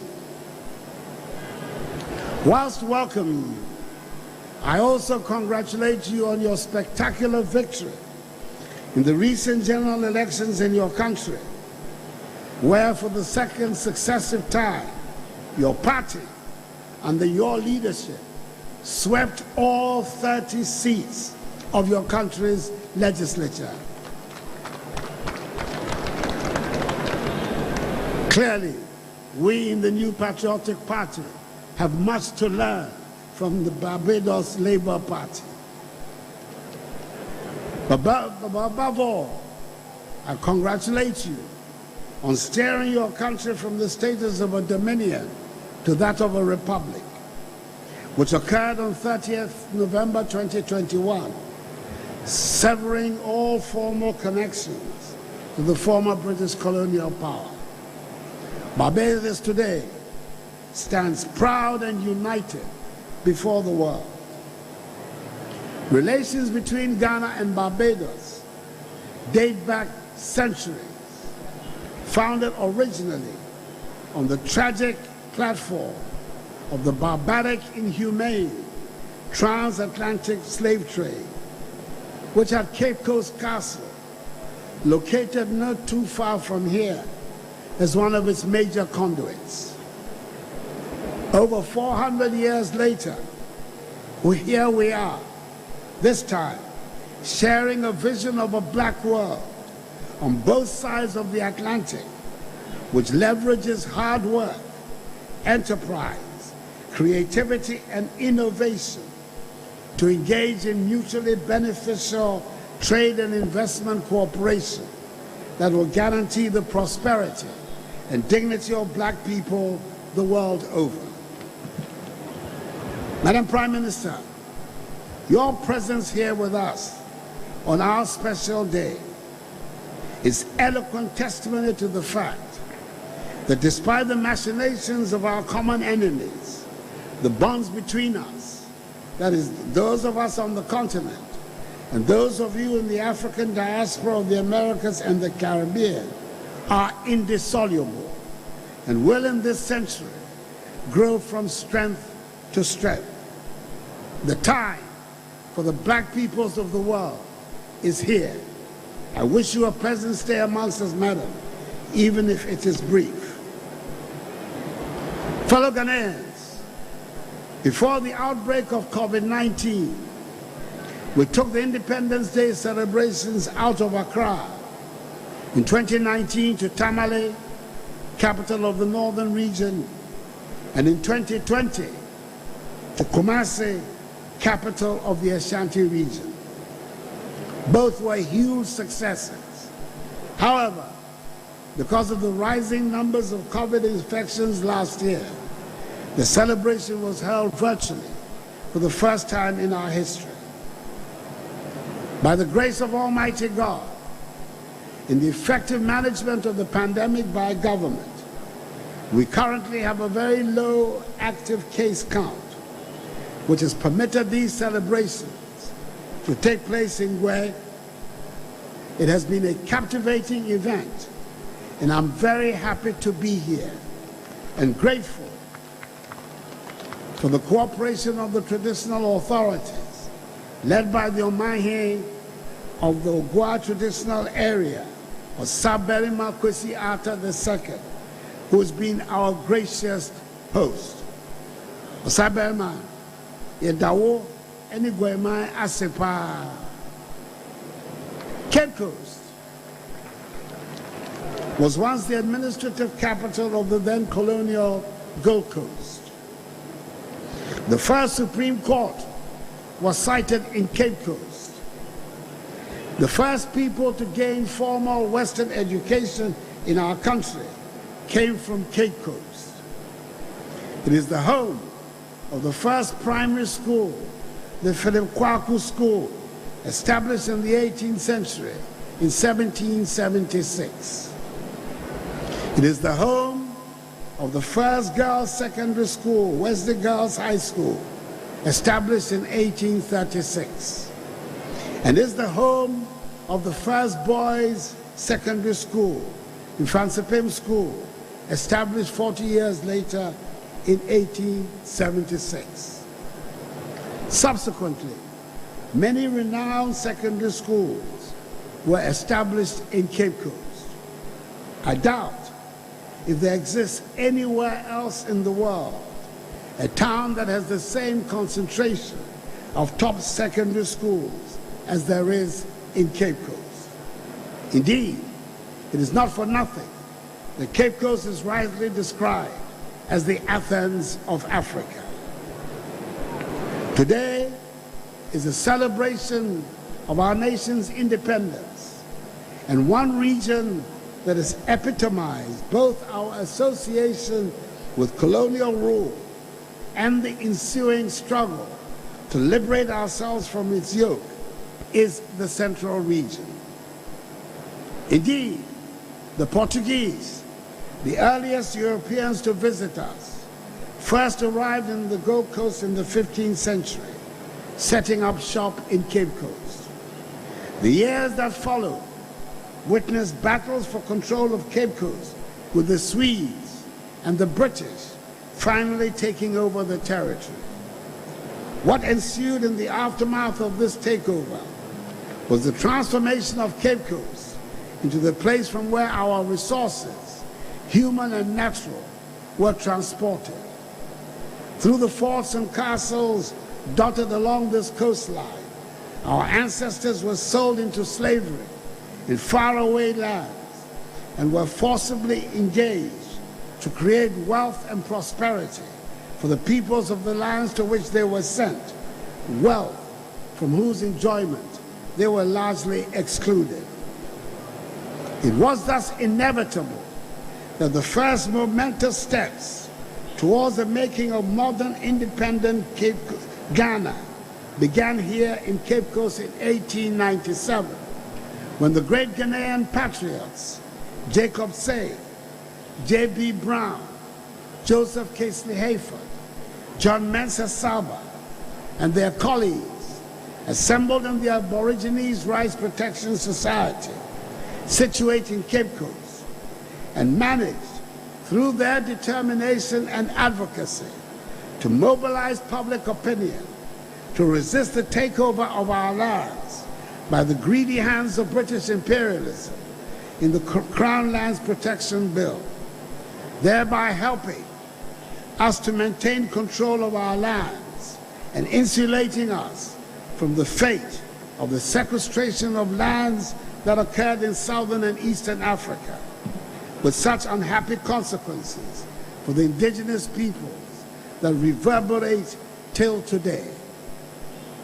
Exactly 50 years to the day after the inauguration of the Aborigines Rights Protection Society, on 4th August 1947, the United Gold Coast Convention, UGCC of blessed memory, the nation's first political party, was born in Saltpond, some 50 kilometers from here, to spearhead the battle for freedom and independence. 4 months later, in December 1947, Kwame Nkrumah, soon to assume the leadership of the nationalist movement, returned home upon invitation from his decade-long sojourn abroad to join the convention and take up his responsibilities as its General Secretary. 6 months after the launching of the UGCC, the senseless Christians War crossroads shootings and killings on 28 February 1948 by the colonial police of Sergeant Ajete, Corporal Atipo, and Private Odate Lamte, who were part of a group of unarmed ex-servicemen marching peacefully to present their grievances to the colonial governor, provoked the wrath of the nation, resulted in countrywide riots, and deepened immeasurably the demand for the independence of our nation.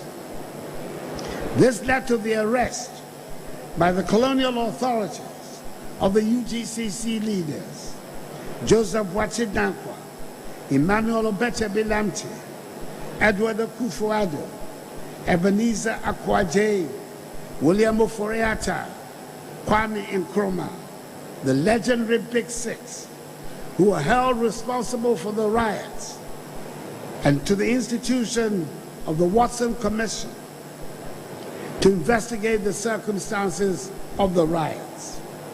The recommendations of the Watson Commission to the British Labour government of Prime Minister Clement Attlee helped construct the path for the attainment of independence. These and other events, including the founding of the Convention People's Party and the declaration of positive action, led to the emergence of Kwame Nkrumah as the leader of the nationalist movement in succession to J.B. Dankwa. He led it with verve, and on 6 March 1957, stood at the old polo grounds to make the historic declaration of Ghanaian freedom, for which the Ghanaian people will forever remain in his debt. I've recounted a short but significant portion of our nation's history and the journey towards independence to reinforce the importance of the theme of this year's celebration, working together, bouncing back together. This theme imposes a duty on all of us to embrace the essence of what it means to be a Ghanaian and to love Ghana. Our forebears worked together with the belief that Ghana, once free and independent, could make her own unique contribution to the growth of world civilization and be able to generate wealth and prosperity for the masses of her people. They put away ethnic, political, and religious affiliations and came together to work for the liberation of the Gold Coast from colonial and imperial domination. Each one of them contributed their quota towards the free, independent Ghana in which we now live. All of us gathered here, and millions out there, inside our borders and outside, share this love for the place we call home. What is that ultimate statement of patriotism? Most people would say, my country, right or wrong. In fact, as the distinguished orator and Senator Carl Schultz elaborated in the 19th century, my country, right or wrong. If right, to be kept right, and if wrong, to be set right. When we make wrong choices, we must act to set things right. When those put in charge of affairs, of running affairs, get it wrong, we must have the courage to say so.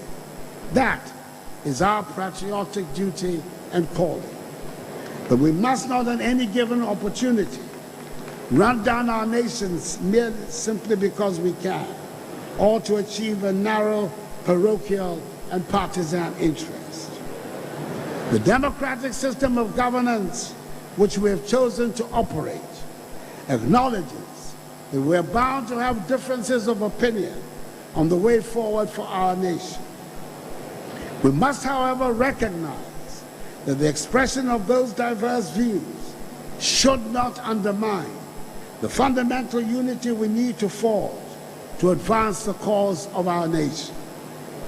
In the words of our unofficial national anthem, composed by the legendary Ephraim Amo, "Edru me ene wo nsoso, si ebeye bi atwa so." Fellow Ghanaians, for the last 2 years, we have seen as a result of the COVID-19 pandemic, the disruption of the global supply chain and the global financial system, the opening up of a huge funding gap in virtually all countries, the erosion of fiscal space, the widening of the fiscal deficit, and increased public debt levels. Simply put, there are difficulties everywhere in the world. We're seeing increasing global freight rates, rising crude oil prices, which means rising fuel prices, rising costs of items on the market as a result of inflationary pressures, and the depreciation of currencies.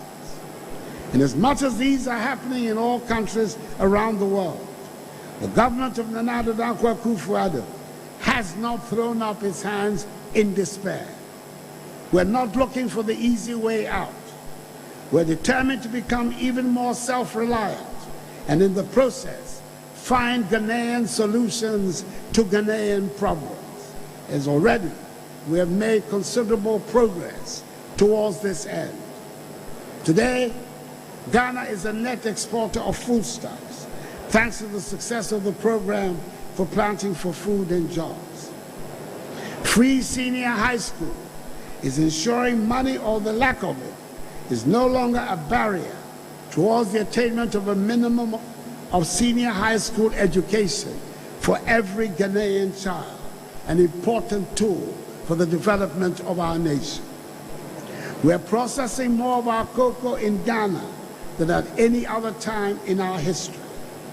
The One District, One Factory initiative, which has seen the ongoing construction of 278 factories across the country, 106 completed, is part of the foundation on which we're building a comprehensive industrialization program, inspired by the development of strategic anchor industries, such as the emerging automotive industry and the coordinating exploitation of our bauxite and iron resources. We have opened up this country through the constructions of roads more than any other government has in the history of the Fourth Republic. Our efforts at digitization are improving transparency, accountability, and efficiency in the public sector and helping to accelerate the growth of our economy. Fellow Ghanaians, these and more are what we have used tax revenues for over the last 5 years. In all your communities, villages, towns, constituencies, and regions, you have seen your taxes at work, whether it is the construction of a classroom block, a clinic, a small town water facility, a factory, or a road. And we will continue down this path.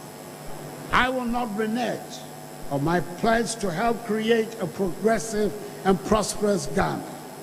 I, however, cannot do this alone. I need the backing of each and every one of you if we are to bounce back together and build a Ghana beyond aid. There is one matter of overriding significance which we can no longer ignore. That is the pressing need to increase dramatically our domestic resource mobilization and reduce and eliminate our dependence on foreign savings. Today, there's no question but that the most important thing on most people's minds is the need for accelerated national development to improve living standards and generate jobs for the mass of the people, especially the youth. On that question, we are all agreed. However, not everyone is ready to take the next step to the recognition that accelerated national development can best take place with a considerable increase in revenue mobilization. And very few will then take the next further step to accept that revenue mobilization will happen principally through taxation. In our society, we have unfortunately not yet reached the stage of universal acceptance of taxation as a matter of public good.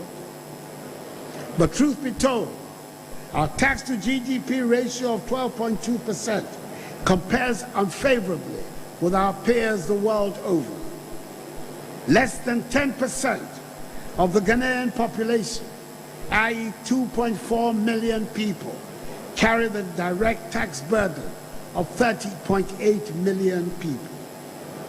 The Asian tigers whom we envy and emulate and want to emulate finance their rapid development from their own savings.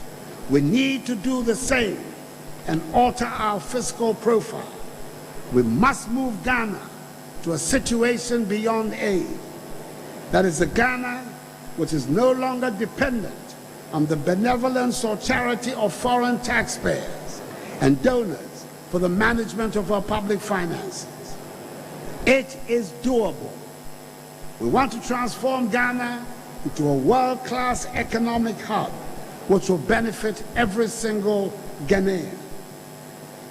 On this day, when we're gathered to celebrate 65 years of freedom and independence, let us continue to pay homage to those who dare to dream of this beautiful, diverse nation made up of different peoples. And let us continue to give praise, as we should, to those who made huge sacrifices to make possible 6 March 1957. Above all, let us guard jealously the peace and stability we are enjoying. There are some restless spirits amongst us who, seeking to exploit the current difficulties confronting the nation, claim to have lost confidence in our democratic system to effect a peaceful constitutional change in the governance of our state. Either the absence of faith in the prospects of a democratic alternative to the current government, or their impatience to wield executive authority are the factors driving their appetite for the shortcut of military intervention. Whatever be the case, they seem ready to jeopardize the hard-won reputation of our country as a beacon of democracy and stability in Africa, and indeed in the world, in order to gratify their personal ambitions which show little or no respect for the capacity of the Ghanaian people to change, when necessary, their government peacefully through the ballot box, something they have done on 3 separate occasions in the 29-year life of the Fourth Republic.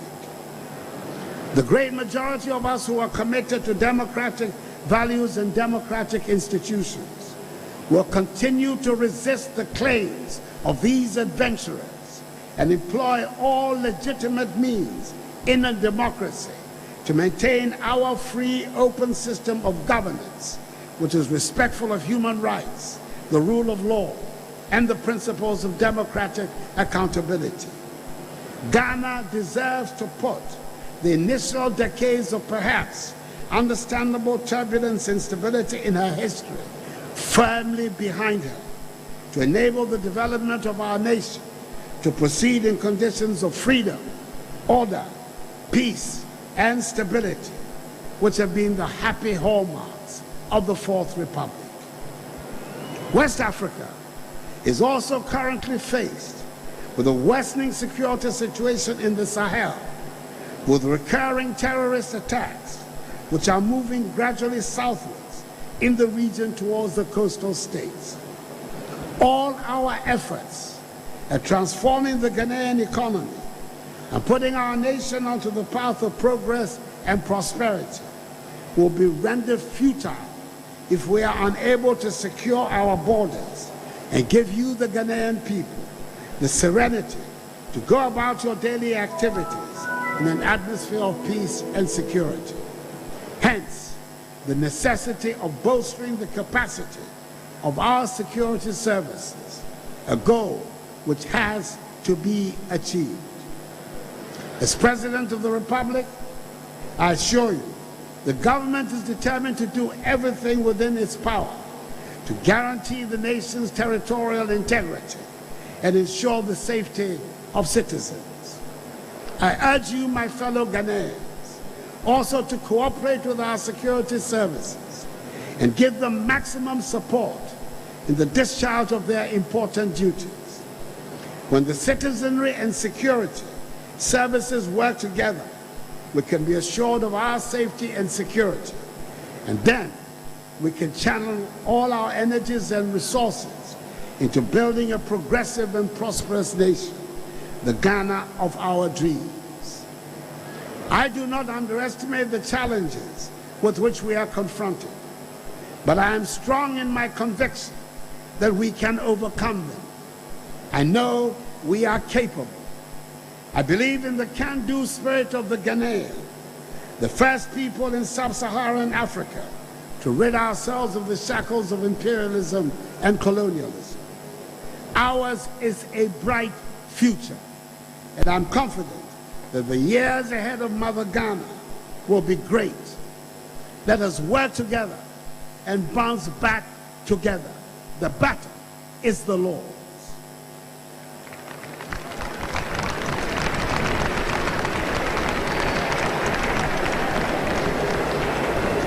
In conclusion, let me announce to the good people of Cape Coast that in commemoration of this occasion, government has decided to rehabilitate in full the Philip Kwaku Boys School, the first primary school in our country, as its anniversary gift to Cape Coast.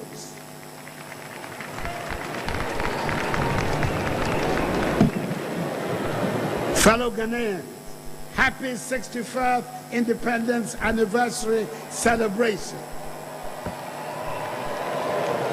May God bless us and our kith and kin in the Caribbean and in the Americas.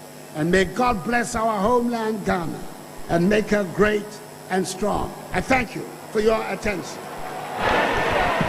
Distinguished ladies and gentlemen, that was the anniversary speech by Mr. President. Ray!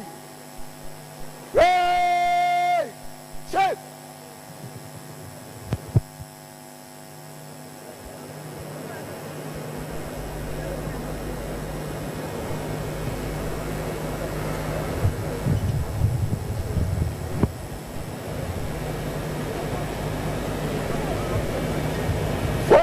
Major, sir! Left road! Yes, sir! The Forces Sergeant Major of the Ghana Armed Forces, in the person of Senior Chief Warrant Officer Ado Daniel, will now lead the contingent to chant the 3 hearty cheers to the President of the Republic of Ghana and Commander-in-Chief of the Ghana Armed Forces, Nana Addo Dankwa Akufo-Addo.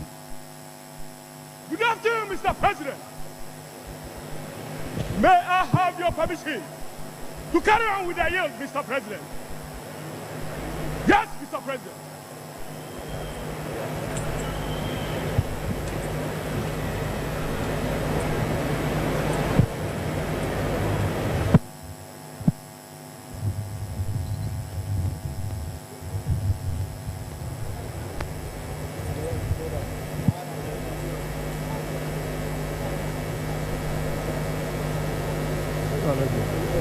Great, we remove headdress.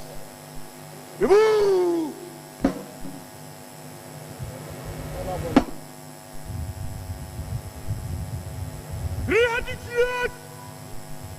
For the review officer, the President and the Commander-in-Chief of the Ghana Armed Forces, Nana Addo Dankwa Akufo-Addo.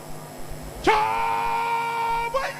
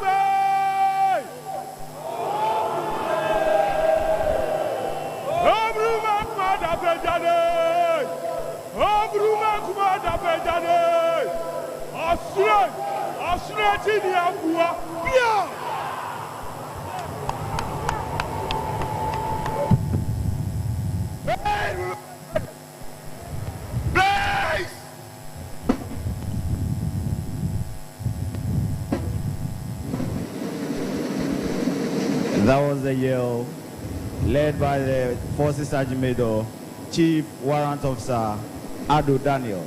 He was born on the 12th September 1972, and he attended Nkwanta Senior Secondary School in the Oti region.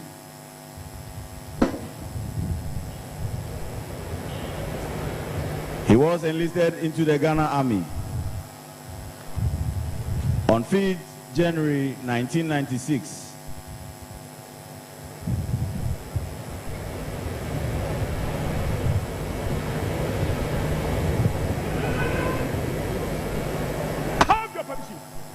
to follow, Mr. President. Yes, Mr. President.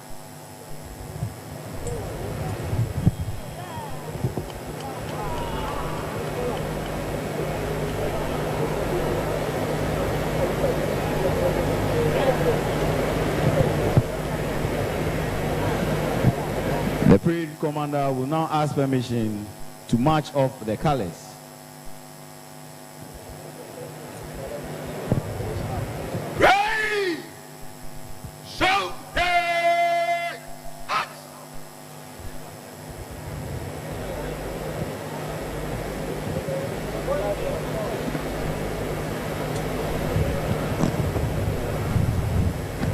May I request that as the colors march past your location, we will rise and all in uniform would pay appropriate compliments.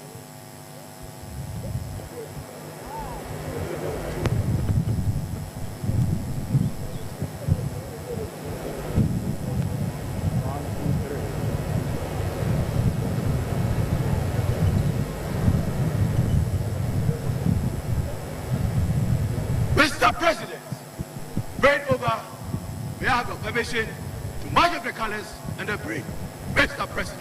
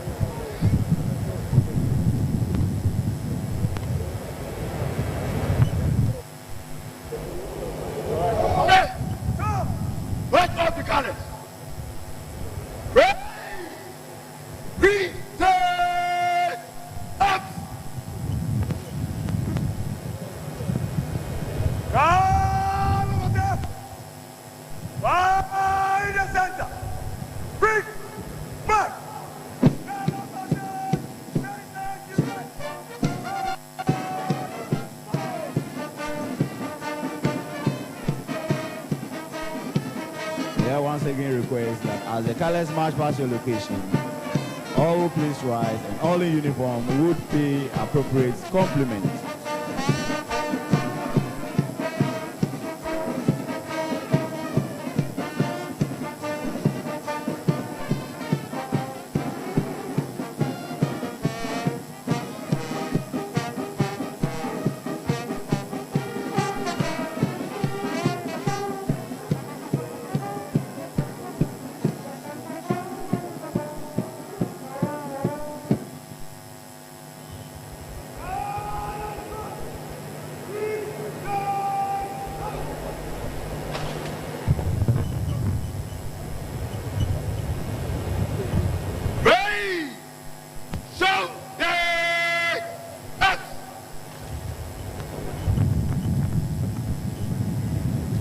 Shall we please remain standing for the national salute?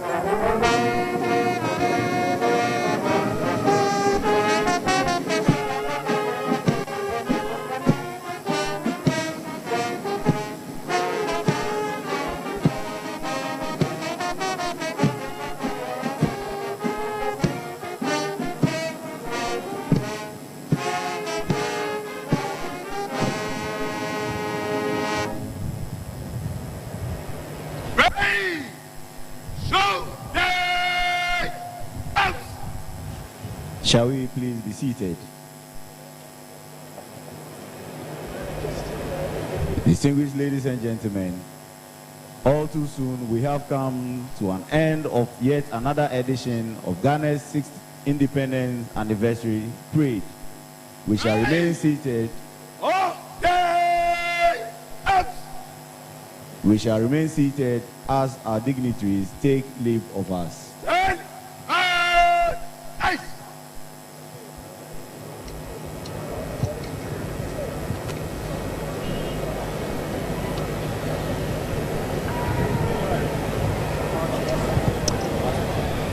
Excellencies, ladies and gentlemen, shall we remain seated and observe the departure formalities? The first to leave will be the President of the Republic of Ghana, together with the First Lady of the Republic, to be followed by our special guest of honor, the Honorable Mia Amor Motley, Prime Minister of the Republic of Barbados.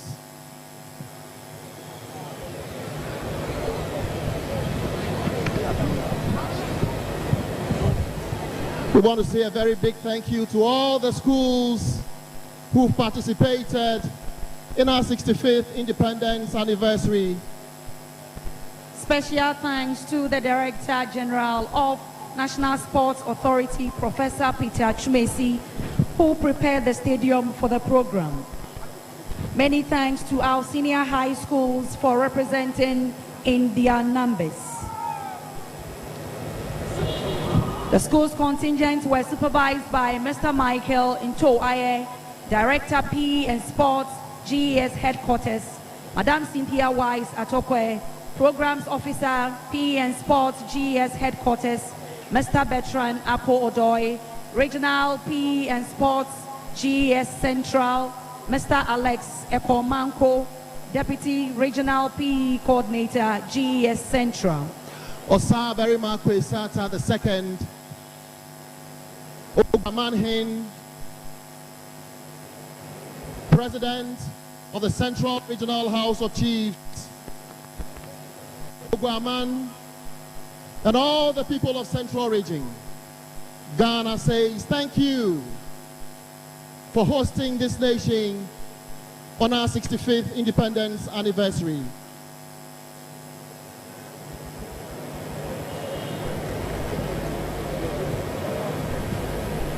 We are also grateful to Mr. Justice Gershon Sronipa, Ayawaso West Municipal Culture Coordinator, GES Headquarters, Phyllis Amwatin, Accra Metro Culture Coordinator, GES Headquarters Rep, Mr. Seth Day, Deputy National Culture Coordinator, GES Headquarters, Mr. Aaron Adakwa, Unit Head, Cultural Education, GES Headquarters, Mr. Prosper Bessa, the Culture Coordinator for the Central Regional Education Directorate, Reverend Jonathan Bete, Deputy Cultural Coordinator, GES Central Region. And after the departure of our special guest of honor, the Vice President of our Republic and the Second Lady would also depart. For supporting the parade over the years, we want to say a very big thank you to Nestle Ghana Limited, Ekumfi Fruits and Juices Limited, producers of Eku Juice or Ekumfi Juice, Fan Milk Ghana Limited, Zoom Lion, ADB, Unilever, Coca-Cola Company, DDP, Verna Mineral Water, and all who've supported this anniversary. Goyle, Coa FS, Hisense, and many more.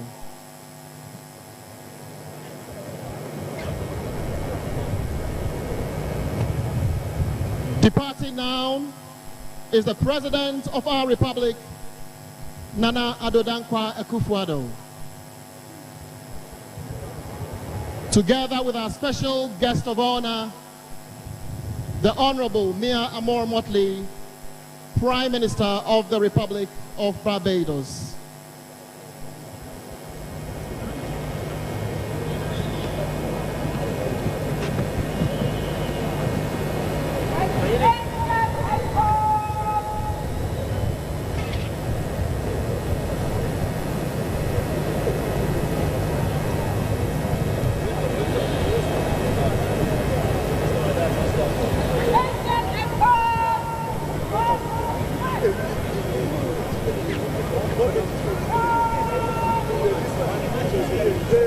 Thank you very much, President of the Republic, Nana Addo Dankwa Akufo-Addo, for bringing the 65th Independence Anniversary to the people of Ugwa.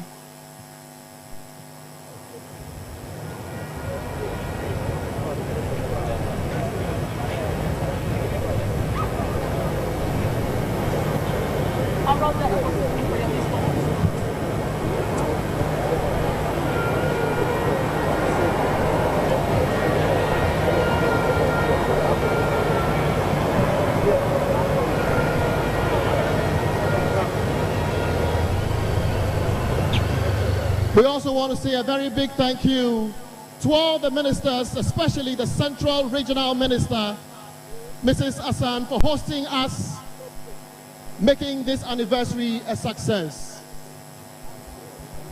Next to depart is our special guest of honor, the Prime Minister of the Republic of Barbados.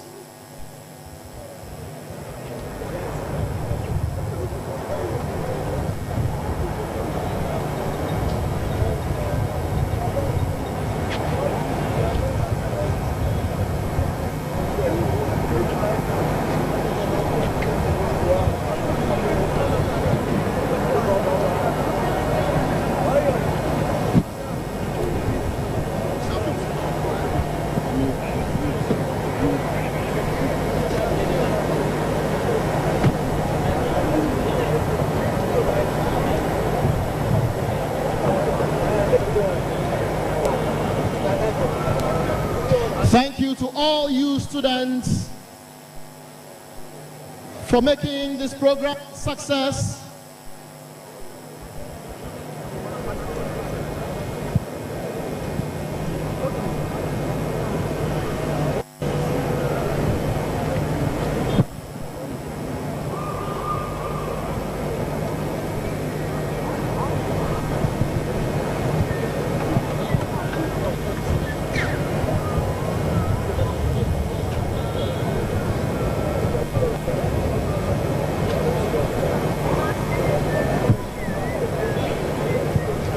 After the departure of the Vice President of the Republic, the Chief of Staff at the Office of the President would also depart.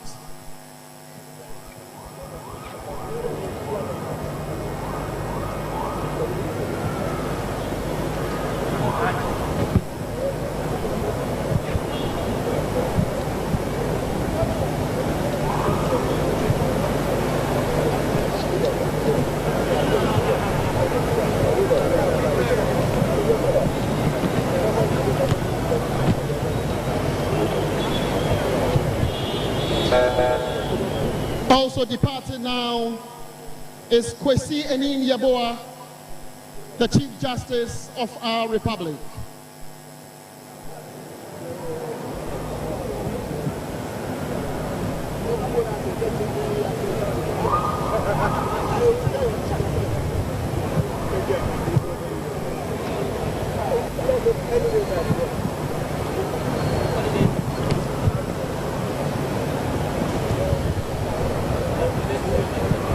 Verna Mineral Water, thank you.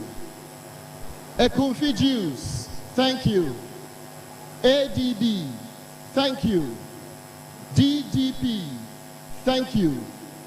Zoom Lion, thank you. Cowbell, thank you. Trillium, thank you. Unilever, thank you. Coca-Cola Company, thank you. Goyle, thank you. Coa FS, thank you. Hisense, thank you. Departing now is the Chief of Staff at the Office of the President.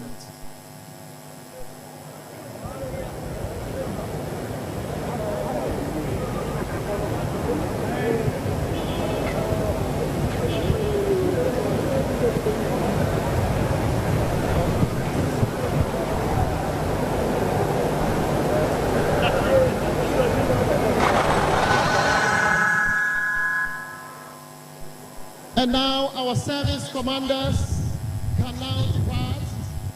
The Inspector General of Police, as well as the Chief of Defense Staff.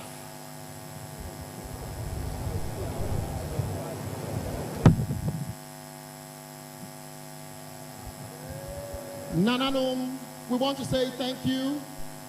Oguamahin, we say thank you. President of the Central Regional House of Chiefs, we also say thank you. To the people of Barbados, thank you for gracing our anniversary. To the people of Oguaman, thank you. To all you students, from all the second cycle, as well as elementary schools, junior high schools, thank you for making the 65th independence anniversary of our country a beautiful one.